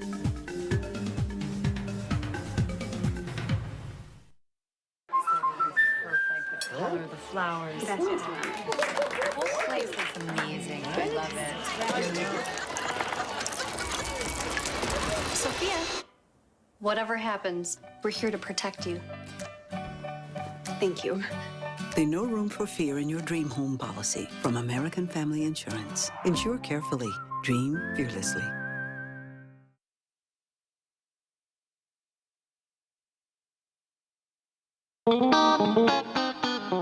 Thayer Complete Auto Care is a full-service auto repair center in Salem. They offer full-service oil changes as well as $2 discounts on Tuesdays for all ladies, and Wednesday is Senior Citizen Day. Plus, Thayer Complete Auto Care can take care of all your auto and diesel repair needs. They offer free pickup and delivery in town. James and Sheena and the staff of Thayer Complete Auto Care are proud to support the Salem Tigers.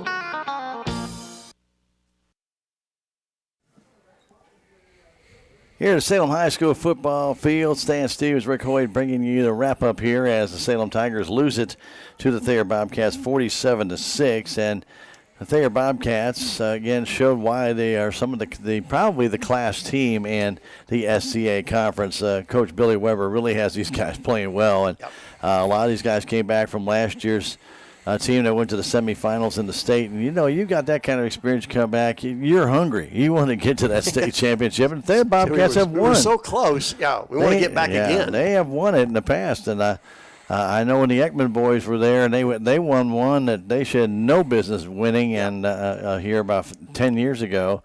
And I think they've got that taste that they want to get back there again. And I thought they could have gotten there last year. I really thought their team last year was pretty salty. Pretty good. Right? But they didn't make it. They fell short 14-12 in the state semifinal. Yep. And then that team that beat them won the state. So you always know how close you were. Yeah.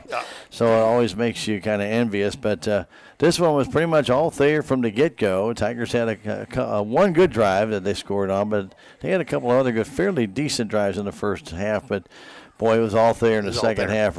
Tigers just never could get anything on track. As a matter of fact, they only netted out with maybe 1 or 2 more yards in the second half. Not much at all. Yeah, you're right. And like you say, we do hope that that Garrett's not seriously hurt. We've seen him over there with ice on the knee, and we hope that young man can play again next week. Absolutely, against the Ava Bears. Let's go ahead and give you stats for the Thayer Bobcats. Rick? Yeah, let's start out with their leading carrier is going to be Jackson Willison Stan. He had 16 carries for 114 yards. His brother Griffin had 7 carries for 99 yards. Landry Pitts had 3 carries for 21 yards.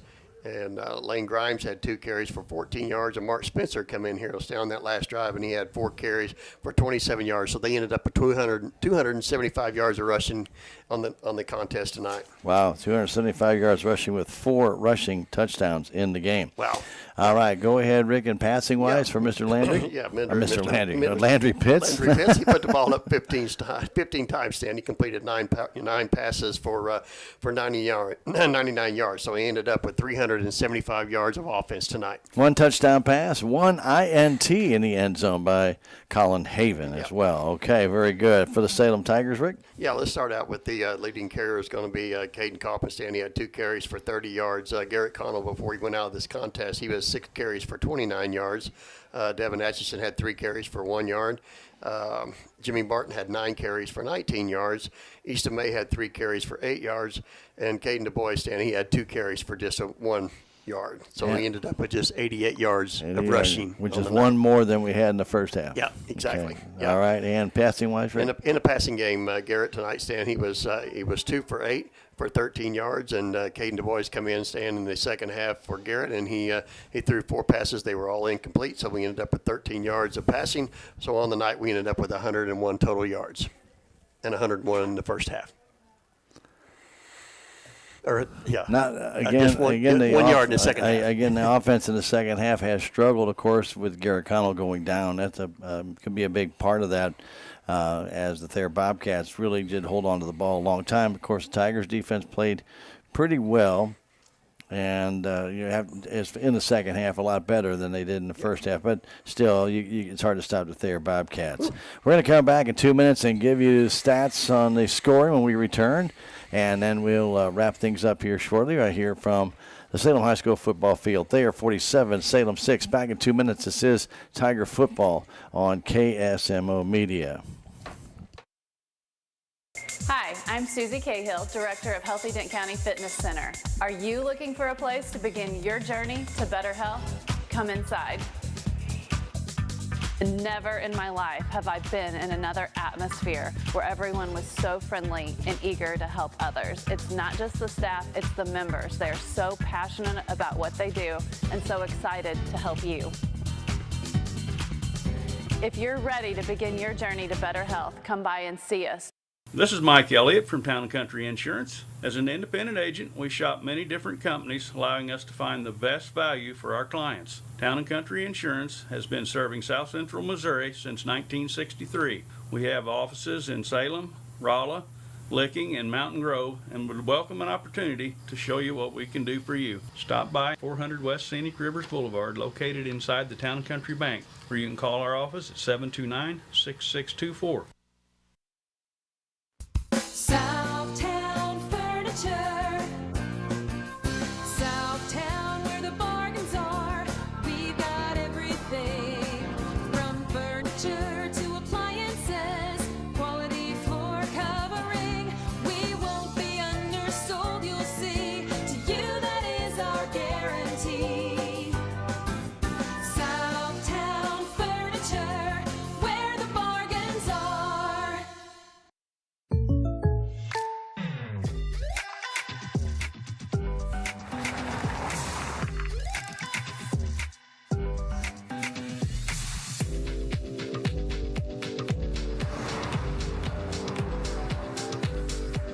For your surprisingly great rates, contact your local State Farm agent today. If you want the real deal, call State Farm agent Cameron Irway in Salem today.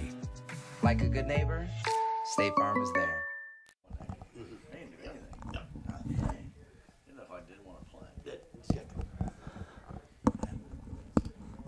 And we welcome you back, Salem High School football field, as we're wrapping things up here on tonight's loss to the Thayer Bobcats, 47-6.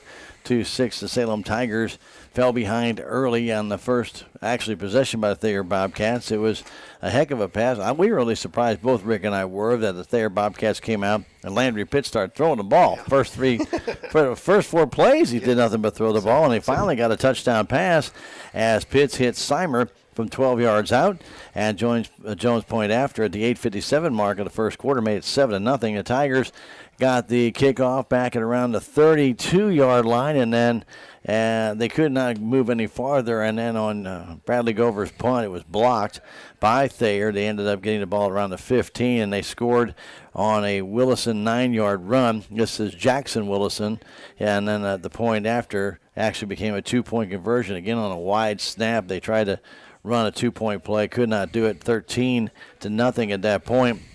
Tigers, again, could not get a lot of offense going. And then it was Thayer Bobcats near the end of the first quarter getting a pitch 20-yard run. It was on a 4th and short, about 4th and 1. Pitch tried to go over the top as everybody crowded together. And then when Pitts tried to jump over the top, could not go anywhere, bounced back down, came down on his feet, and then just ran to the outside, and everybody was caught inside, and he went for a 20-yard run. 20-0 at the end of one quarter. The Tigers, early in that second quarter, got their only touchdown, Easton May 3-yard run. Point after it was blocked. It was 20-6 at that time, and the Tigers really had a nice drive. A Kaufman end around went for 30-something yards, and then a Connell run up the middle for 12, another first down, and Jimmy Barton had a couple nice runs. Overall, it was a heck of a nice drive by the Salem Tigers on that first possession of that, or last possession of the first quarter, first possession of the second quarter, and they got that touchdown. But then Thayer came right back, and it was, again, the Willison show as Jackson Willison went in from 11 yards out. The point after was good, 27-6 at that point. And then, as Rick and I explained, near the end of the half, the Thayer Bobcats got the ball back, I think, in their own zone, right around the 38 or so, if I'm not mistaken. And they just methodically moved the ball down the field. They were in no hurry. They took their time. They had 3 timeouts to work with, but they didn't need them. With 31 seconds left, it was another Jackson Willison 2-yard run after a heck of a catch by Simer on a ball thrown behind him. He got down to the 2, and then Willison in for the easy score. And at halftime, it was 34-6 after the Jones point after. And then at 1:55 left in the third quarter, it was a Lane Grimes 52-yard punt return for a touchdown. Point after was good to make it 41-6. And then they added a Grimes 12-yard run in the fourth quarter, 47-0 after the 2-point conversion failed. And that's 47-6, excuse me. And that's how the game ended. 13 first downs, the Thayer Bobcats. They had 64 yards and penalties on 6 penalties. And Pitts did throw 1 interception to Haven in the game. That was a nice interception. It was a nice interception in the end zone. He had good coverage all night long. Really was impressed with Collins' coverage out there. Salem had 7 first downs. All of them came in the first half. They had 3 penalties for 35 yards and the Brendan Bigger block punt. So Tigers did have a punt blocked in the game. And that really is going to wrap it all up here for the Salem High School football field for the game tonight. Thayer wins at 47-6. We'll be at Ava next week, 6:35 or so with Tiger Talk, Coach Bryson Barnes. And then we'll have the play-by-play 7 o'clock from Ava, Missouri. We'll bring you that game right here on KSMO Radio as well as on KSMO Media. We'll stream it on our Twitch account, also on Facebook stream, on our KSMO stream page, and on YouTube. For all of you joining us, we thank you very much for being part of our broadcast tonight, and we hope you enjoyed the game. Didn't come out the way we wanted to. 47-6, Thayer wins it. And again, thank you all for joining us here on KSMO Media. Have yourselves a great evening and good night from the football field. Thank you for watching today's broadcast of Salem Tiger Sports right here on KSMO. Tonight's broadcast was brought to you by these fine sponsors: the Salem Memorial District Hospital, K&H Auto Supply, Farm Bureau Insurance, Willie Strader Agent, Duncan Family Chiropractic, the Bank of Salem, Napa Auto and Truck Parts, Edward Jones, Southwest Baptist University Salem Campus, Tax Masters, American Family Insurance, Calvin Malone Agent, Terrell Complete Auto Care, Healthy Dent County, Town and Country Insurance, Southtown Furniture, and State Farm Insurance, Cameron Irway Agent. Be sure and follow us on Twitch, YouTube, and Facebook. Plus, visit us online at ksmoradio.com for more exciting Salem